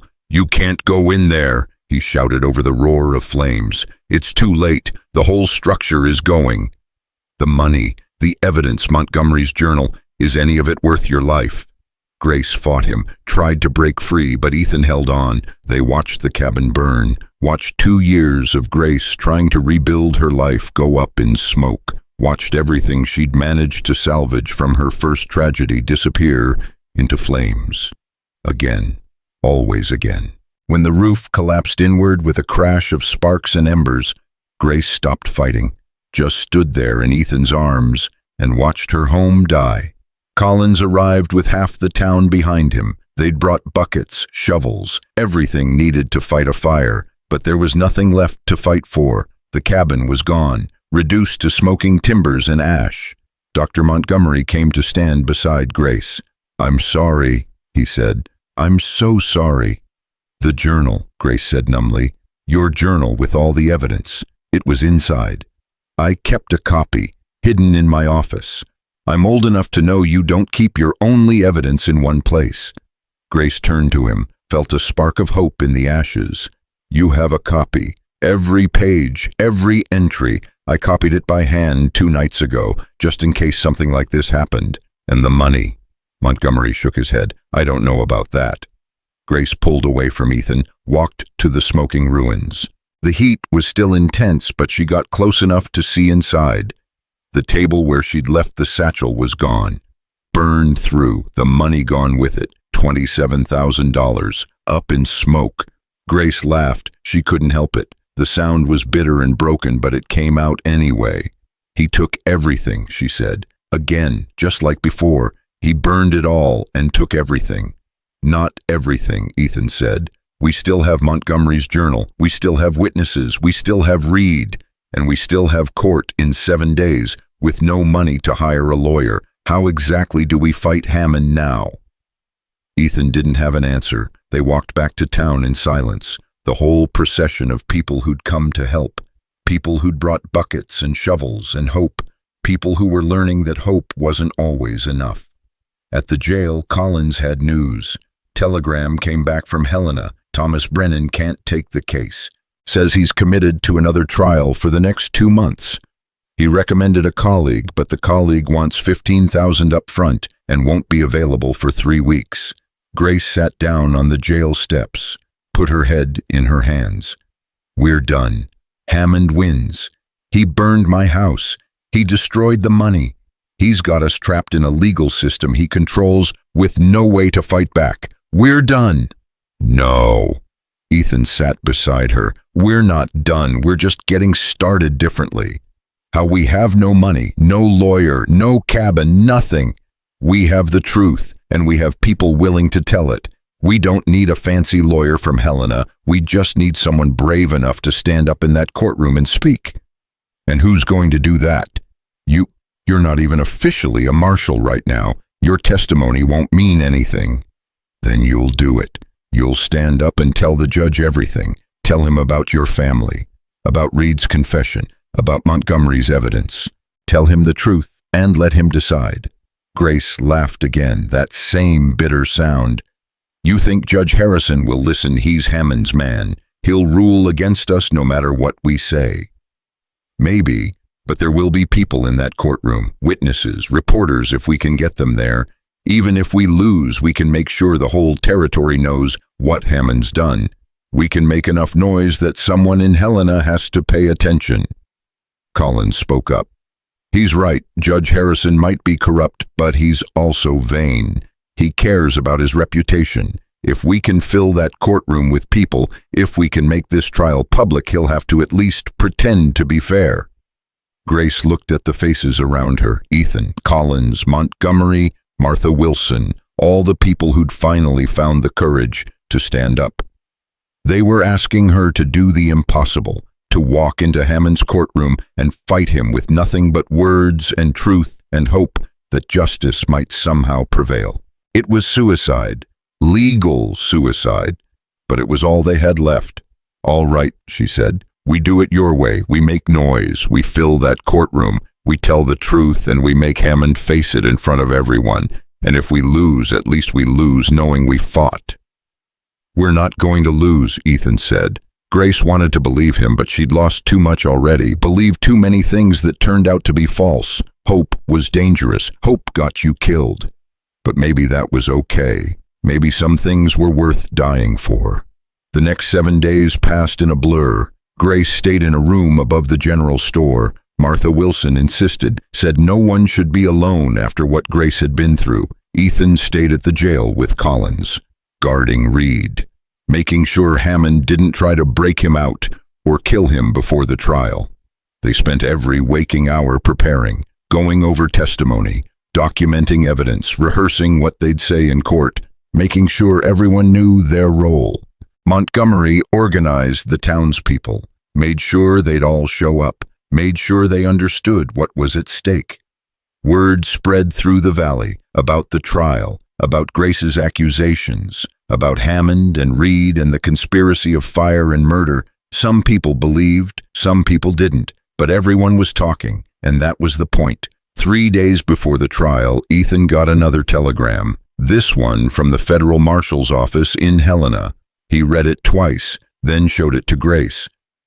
They're sending someone, a chief deputy marshal named Sarah Chen. She'll be here the day after the trial. The day after. She can't get here any sooner, but she's coming to investigate, to review our evidence, to look into Hammond's activities.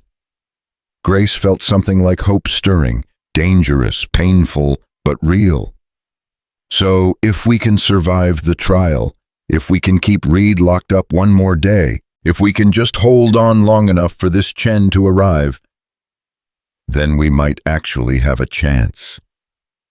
That night, Grace couldn't sleep. She lay in the small room above the general store and stared at the ceiling and thought about everything that had happened, everything she'd lost, everything she was still fighting for, Samuel and Lily, her family, her first life. All of it gone in flames, her cabin, her second chance at peace. Also gone in flames. What would be next? What else would Hammond burn? How much more could she lose before there was nothing left? A knock came at the door. Grace answered to find Ethan. He looked tired, worried, but also determined. Can't sleep either, she asked. Every time I close my eyes, I see Isabella burning, see my house collapsing, see everyone I couldn't save. I see Samuel's study, the door nailed shut. I see Lily's room, her dolls, everything we had together just gone. They stood there in the doorway. Two broken people who'd survived things they shouldn't have survived. Two people who'd lost everything and somehow kept fighting anyway. Come in, Grace said. We shouldn't be alone tonight. Ethan entered, sat in the chair by the window. Grace sat on the bed. Tell me about Isabella, Grace said.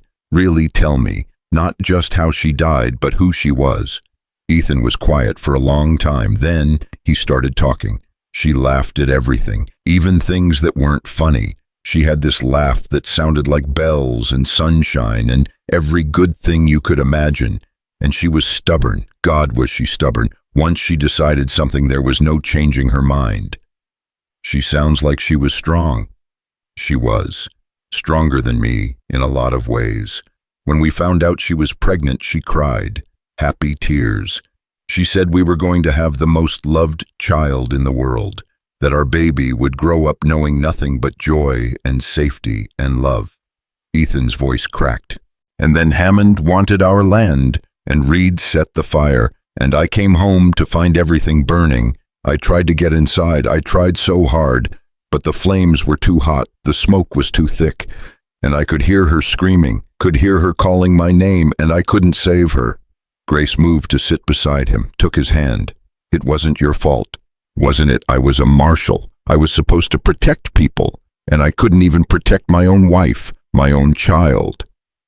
You were one man against a killer with fire and time and the element of surprise. You did everything you could. It wasn't enough. It never is. Samuel tried to get out, tried to break down the door. I could hear him pounding on it, screaming for Lily, screaming for me. And I couldn't help him. The neighbors held me back, said it was too dangerous, that I'd die if I went in there. And I let them hold me back. I let my husband die while I stood outside and listened. You survived. That's not nothing. Sometimes I wish I hadn't. Sometimes I wish I'd died with them. It would have been easier than living with this. Ethan squeezed her hand. But you didn't die. You survived. And you fought back. And now you're making sure Hammond answers for what he's done. That takes courage. I'm not sure I have. You have it. You've been hunting Reed for 5 years. You almost died multiple times. You kept going when most people would have quit. That's courage. Or obsession. I'm not sure there's a difference.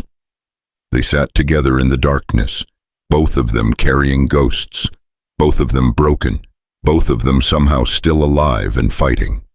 Grace, Ethan said quietly, when this is over, when Hammond and Reed are dealt with, what will you do? I don't know, rebuild maybe, find a new place, start over again. Alone. Grace turned to look at him, saw something in his eyes that made her heart hurt and hope at the same time. I don't know, she said honestly. I've been alone for so long. I don't know if I remember how to be anything else. Neither do I, but maybe we could figure it out together. Maybe we could both stop running from ghosts and start living again. Is that what you want? Ethan lifted her hand, pressed it against his chest. She could feel his heart beating, fast and strong and real. I want to stop chasing death. I want to start choosing life. And I want to do it with someone who understands what it's like to survive the unsurvivable. Grace felt tears on her face. When had she started crying? I don't know if I can love again, she whispered. I don't know if there's enough of me left for that. Then we'll take it slow. We'll figure it out day by day. No promises, no expectations. Just two people trying to be less broken together than they were apart. Grace leaned her forehead against his. Okay, she said. Okay. They stayed like that until dawn, not sleeping, just being together. Two survivors finding something like peace in the darkness before the storm. The morning of the trial came cold and clear. Grace dressed in her only remaining good dress, black, always black. the color of mourning and determination, and the choice to keep fighting even when everything said to quit.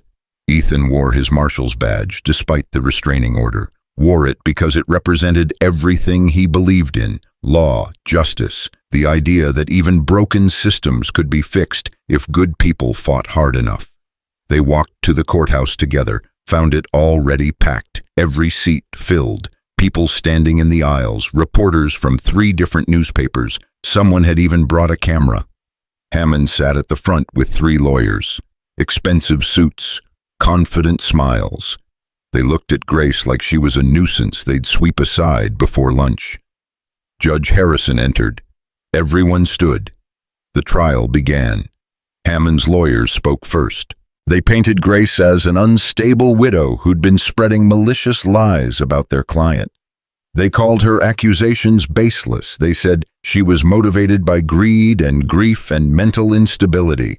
They presented witnesses, business partners who testified to Hammond's good character, employees who said he was a fair and generous employer, even Sheriff Boone, who said Grace had always been trouble, had always blamed others for her own misfortunes. It was a masterful performance. By the time they finished, Grace looked like a villain and Hammond looked like a saint. Then it was Grace's turn. She stood, walked to the front, looked at Judge Harrison. "Your Honor, may I speak?" Harrison looked annoyed, but he nodded. "Make it brief, Mrs. Winters. I have a busy schedule." Grace took a deep breath and began to tell the truth.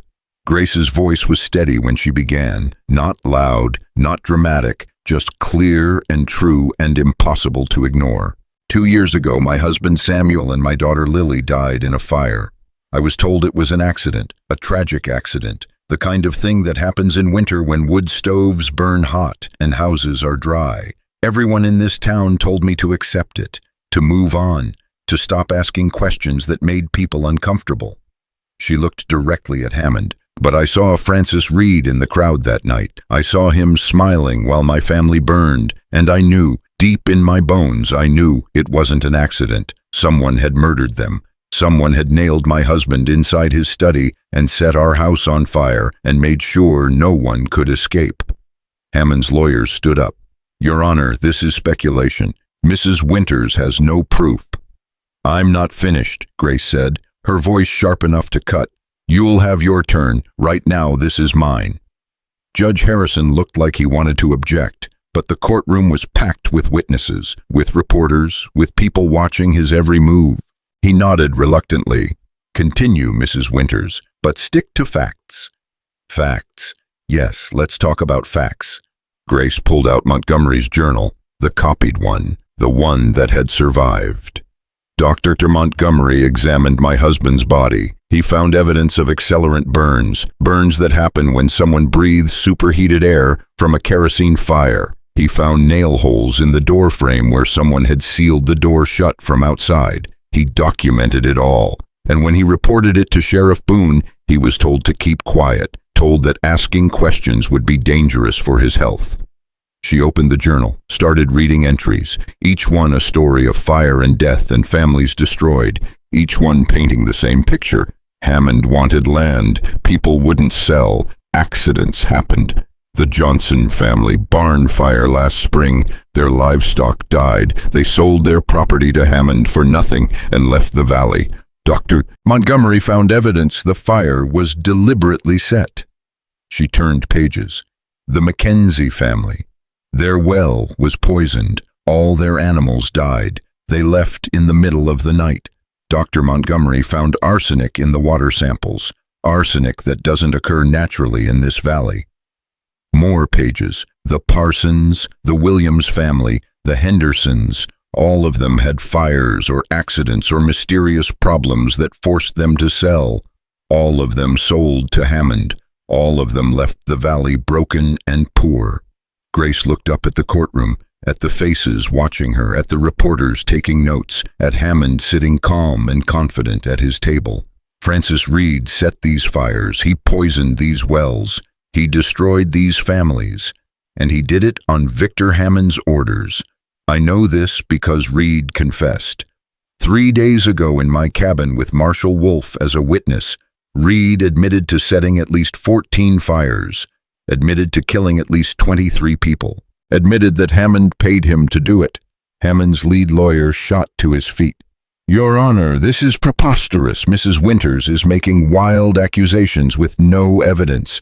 Mr. Reed was kidnapped and tortured by Mrs. Winters and this so-called Marshal. Any confession was obviously obtained under duress and is completely inadmissible." "I have witnesses," Grace said. "Deputy Collins heard Reed's threats outside my cabin. Dr. Montgomery can testify to the pattern of injuries and deaths. Martha Wilson and a dozen others can testify to Hammond's pressure tactics, to his threats, to the way families disappeared after refusing to sell." "Hearsay and conjecture," the lawyer shouted. "None of this proves anything." Judge Harrison banged his gavel. "Order, I'll have order in this court." He looked at Grace. "Mrs. Winters, do you have any physical evidence, any documents, anything beyond testimony and this journal?" Grace hesitated. This was it, the moment everything balanced on. "My cabin burned down 6 days ago. Someone set fire to it and destroyed the money Hammond had offered me. $27,000, gone, along with most of the evidence I'd collected. The only reason we have Dr. Montgomery's journal is because he made a copy." "How convenient," Hammond's lawyer said. "The evidence burns up, just like Mrs. Winters claims her family's house burned up. It seems fire follows this woman wherever she goes.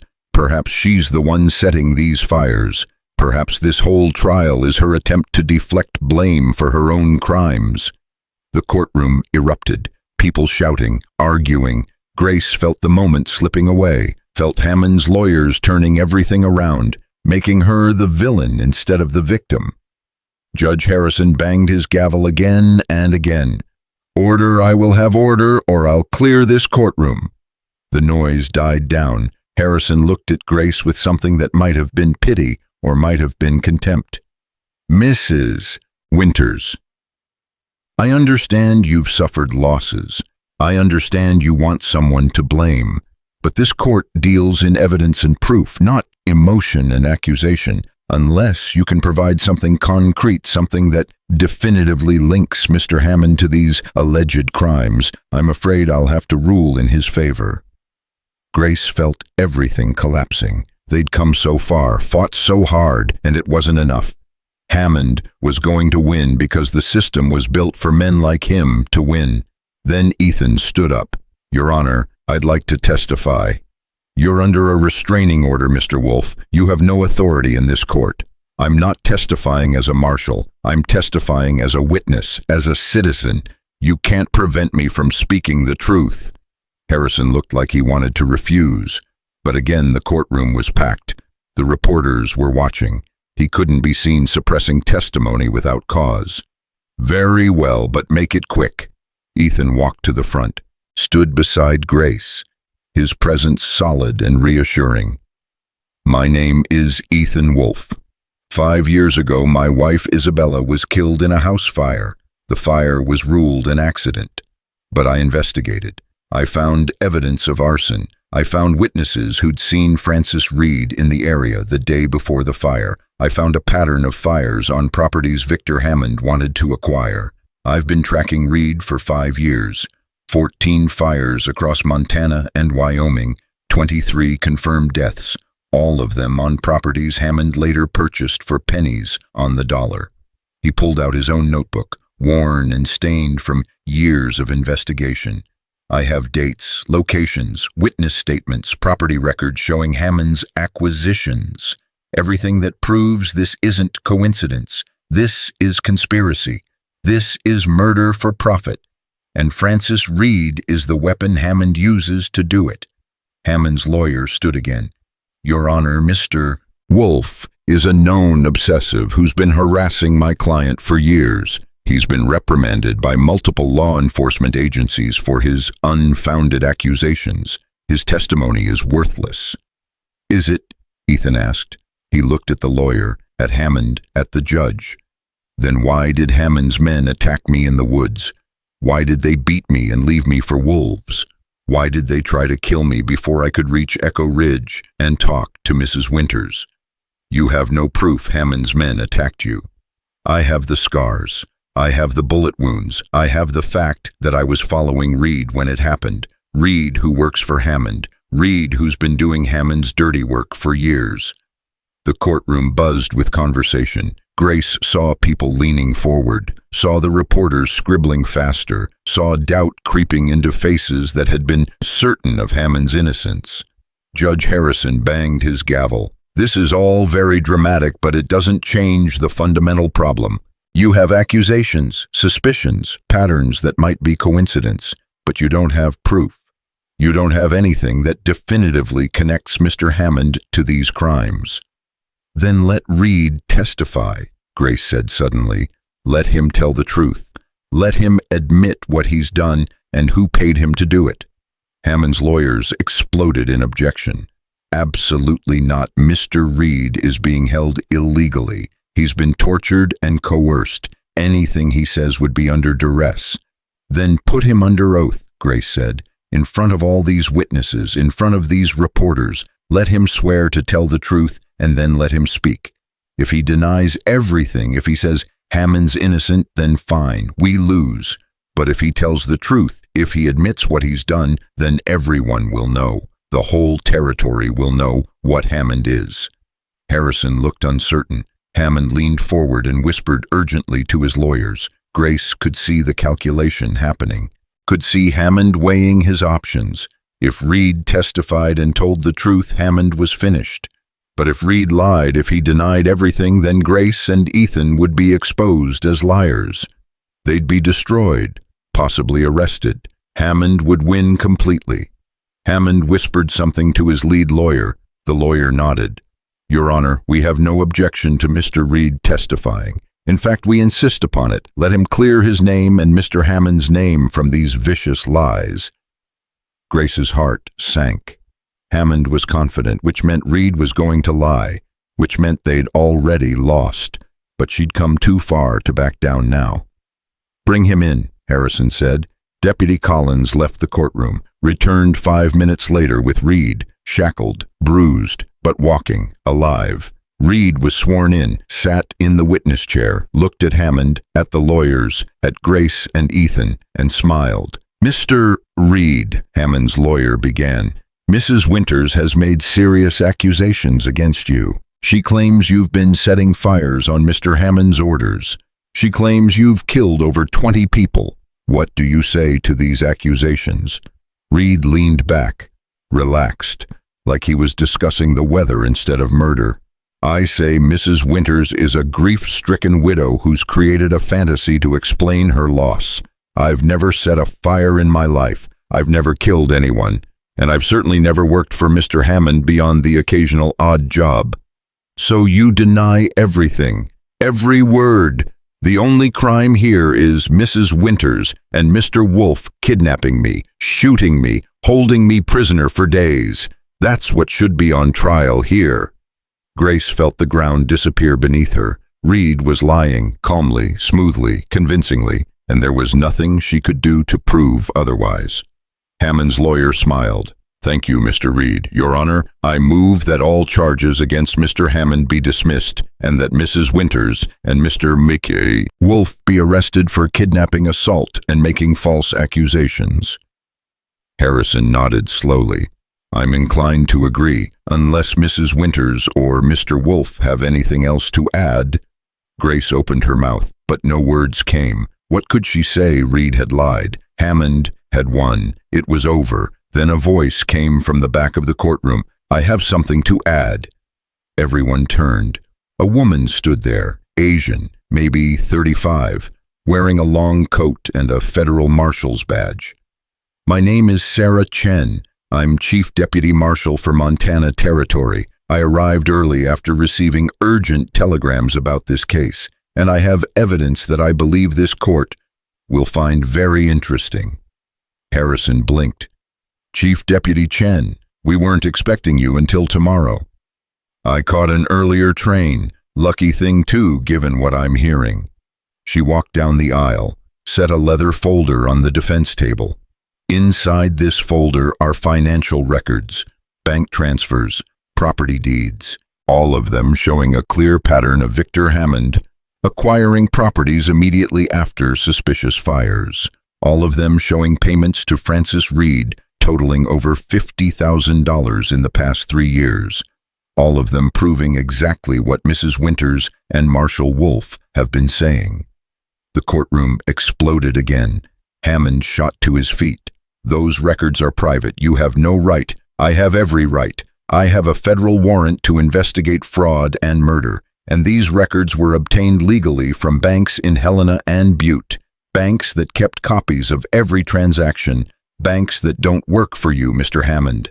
Chen opened the folder, started reading, each entry damning, each transaction clear, money from Hammond to Reed, dates matching fires, properties transferred after families fled or died. It was all there, everything they'd needed, everything that proved the conspiracy. Hammond's face went white, then red, then purple. "This is entrapment. This is illegal search and seizure. This is justice, Mr. Hammond." Chen closed the folder, looked at Judge Harrison. "Your Honor, I'm placing Victor Hammond under federal arrest for conspiracy to commit murder, arson, fraud, and racketeering. I'm also arresting Francis Reed on the same charges. They'll both be transported to Helena to stand trial in federal court." Harrison looked like he'd swallowed something bitter, but he nodded. "So ordered."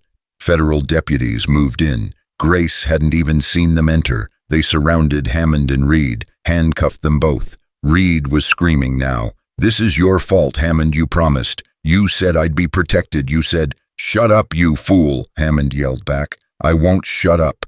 I did everything you asked. I killed those people. I burned those houses. And now you're going to let me hang alone. No, if I'm going down, you're coming with me. I'll testify. I'll tell them everything." The deputies dragged them both out. Their shouting echoed even after the doors closed. The courtroom sat in stunned silence. Then someone started clapping, then another person, then another, until the whole room was applauding. For Grace, for Ethan, for justice finally being done. Grace couldn't move, couldn't process what had just happened. They'd won, after everything, after all the loss and pain and fighting, they'd actually won. Chen walked over to her.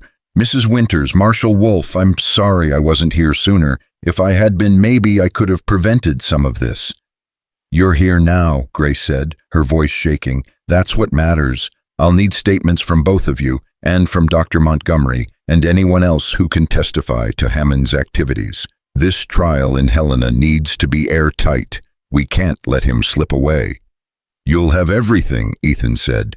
"Every statement, every piece of evidence, whatever you need."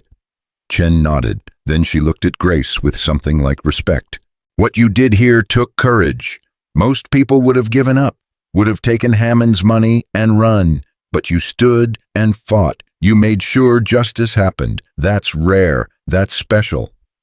Grace felt tears on her face. When had she started crying? "I just wanted them to pay, for Samuel, for Lily, for all the others. They will. I promise you they will." The courtroom emptied slowly.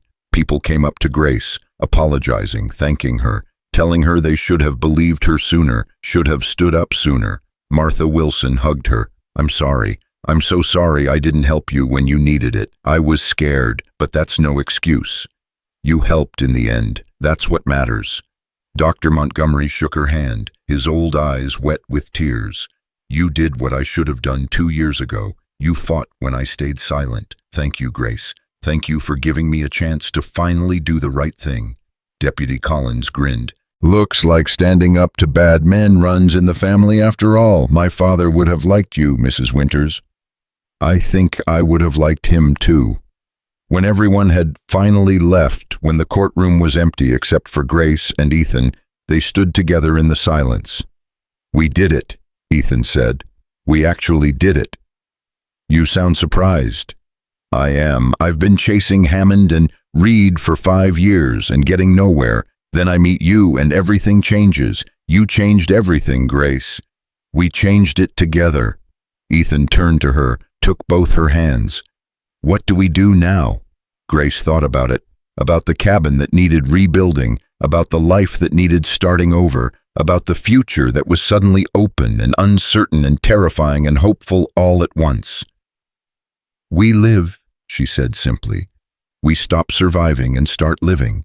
We rebuild, we heal, we figure out who we are when we're not fighting monsters. Together, Grace smiled.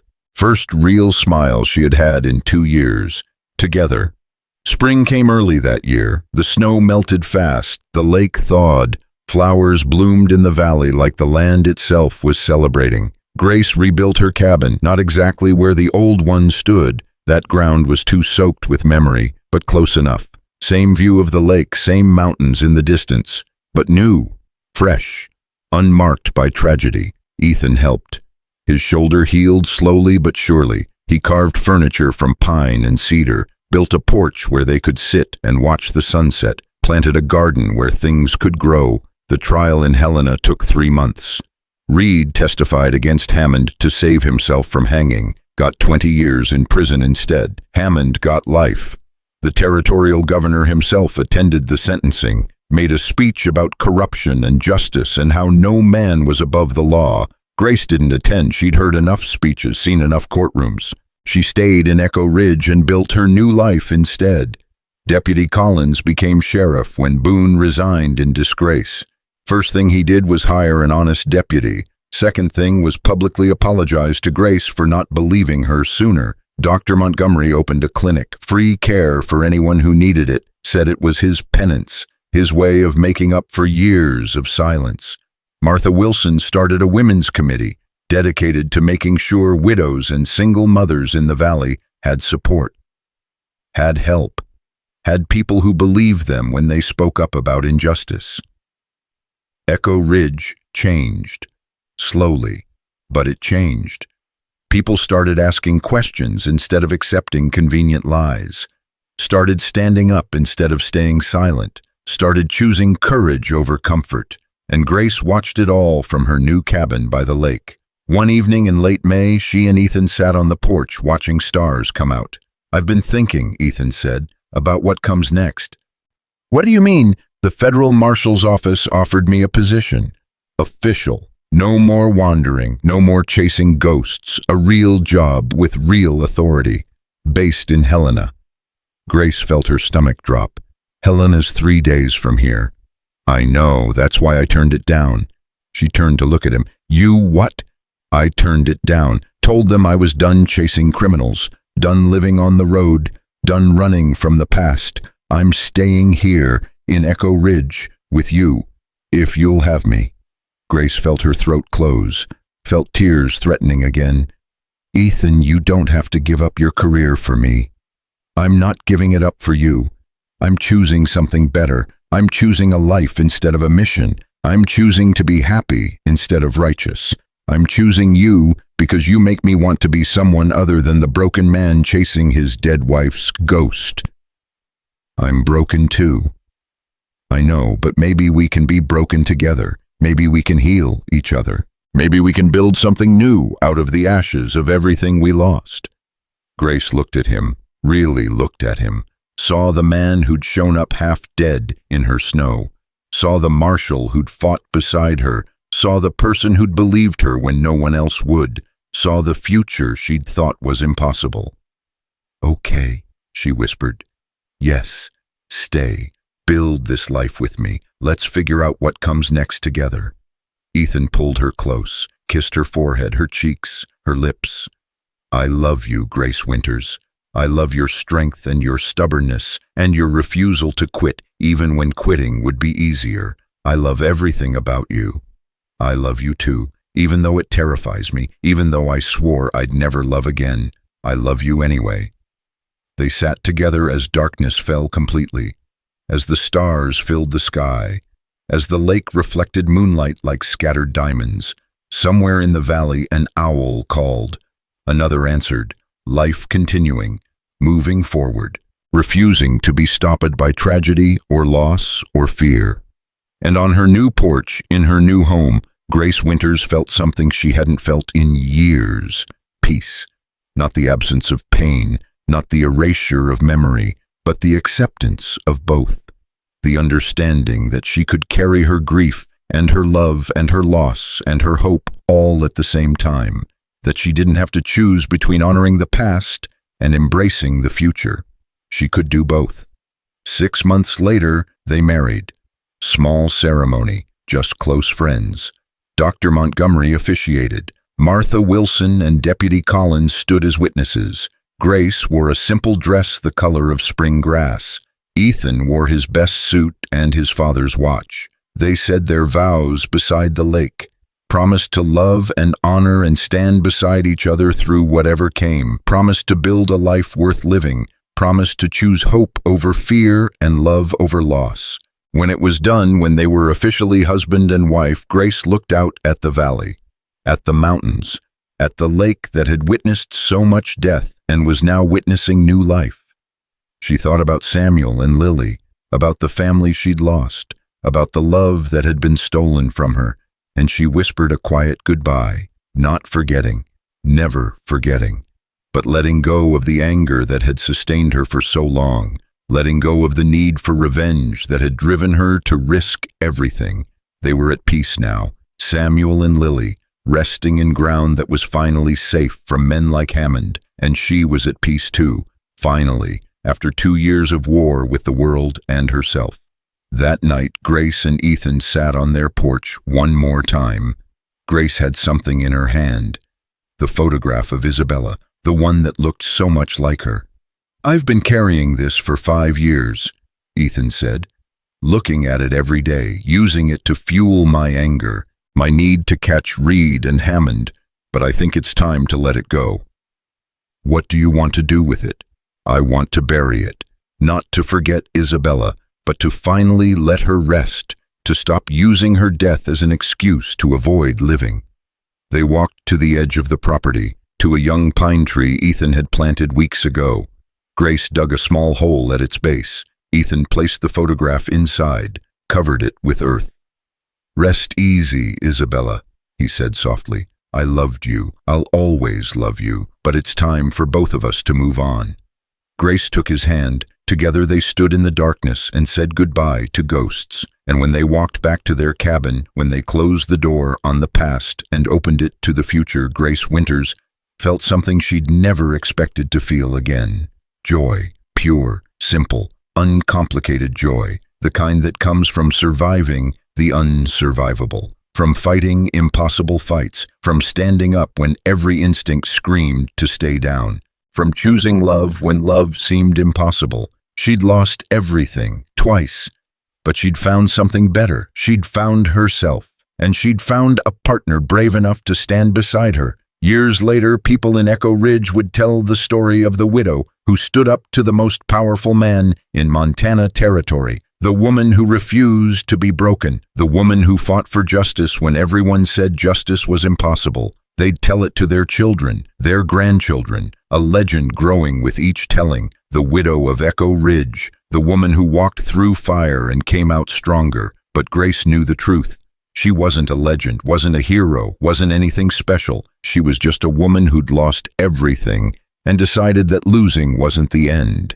Just a woman who'd loved and grieved and fought and survived. Just a woman who'd chosen to believe that even the deepest winter must make room for spring.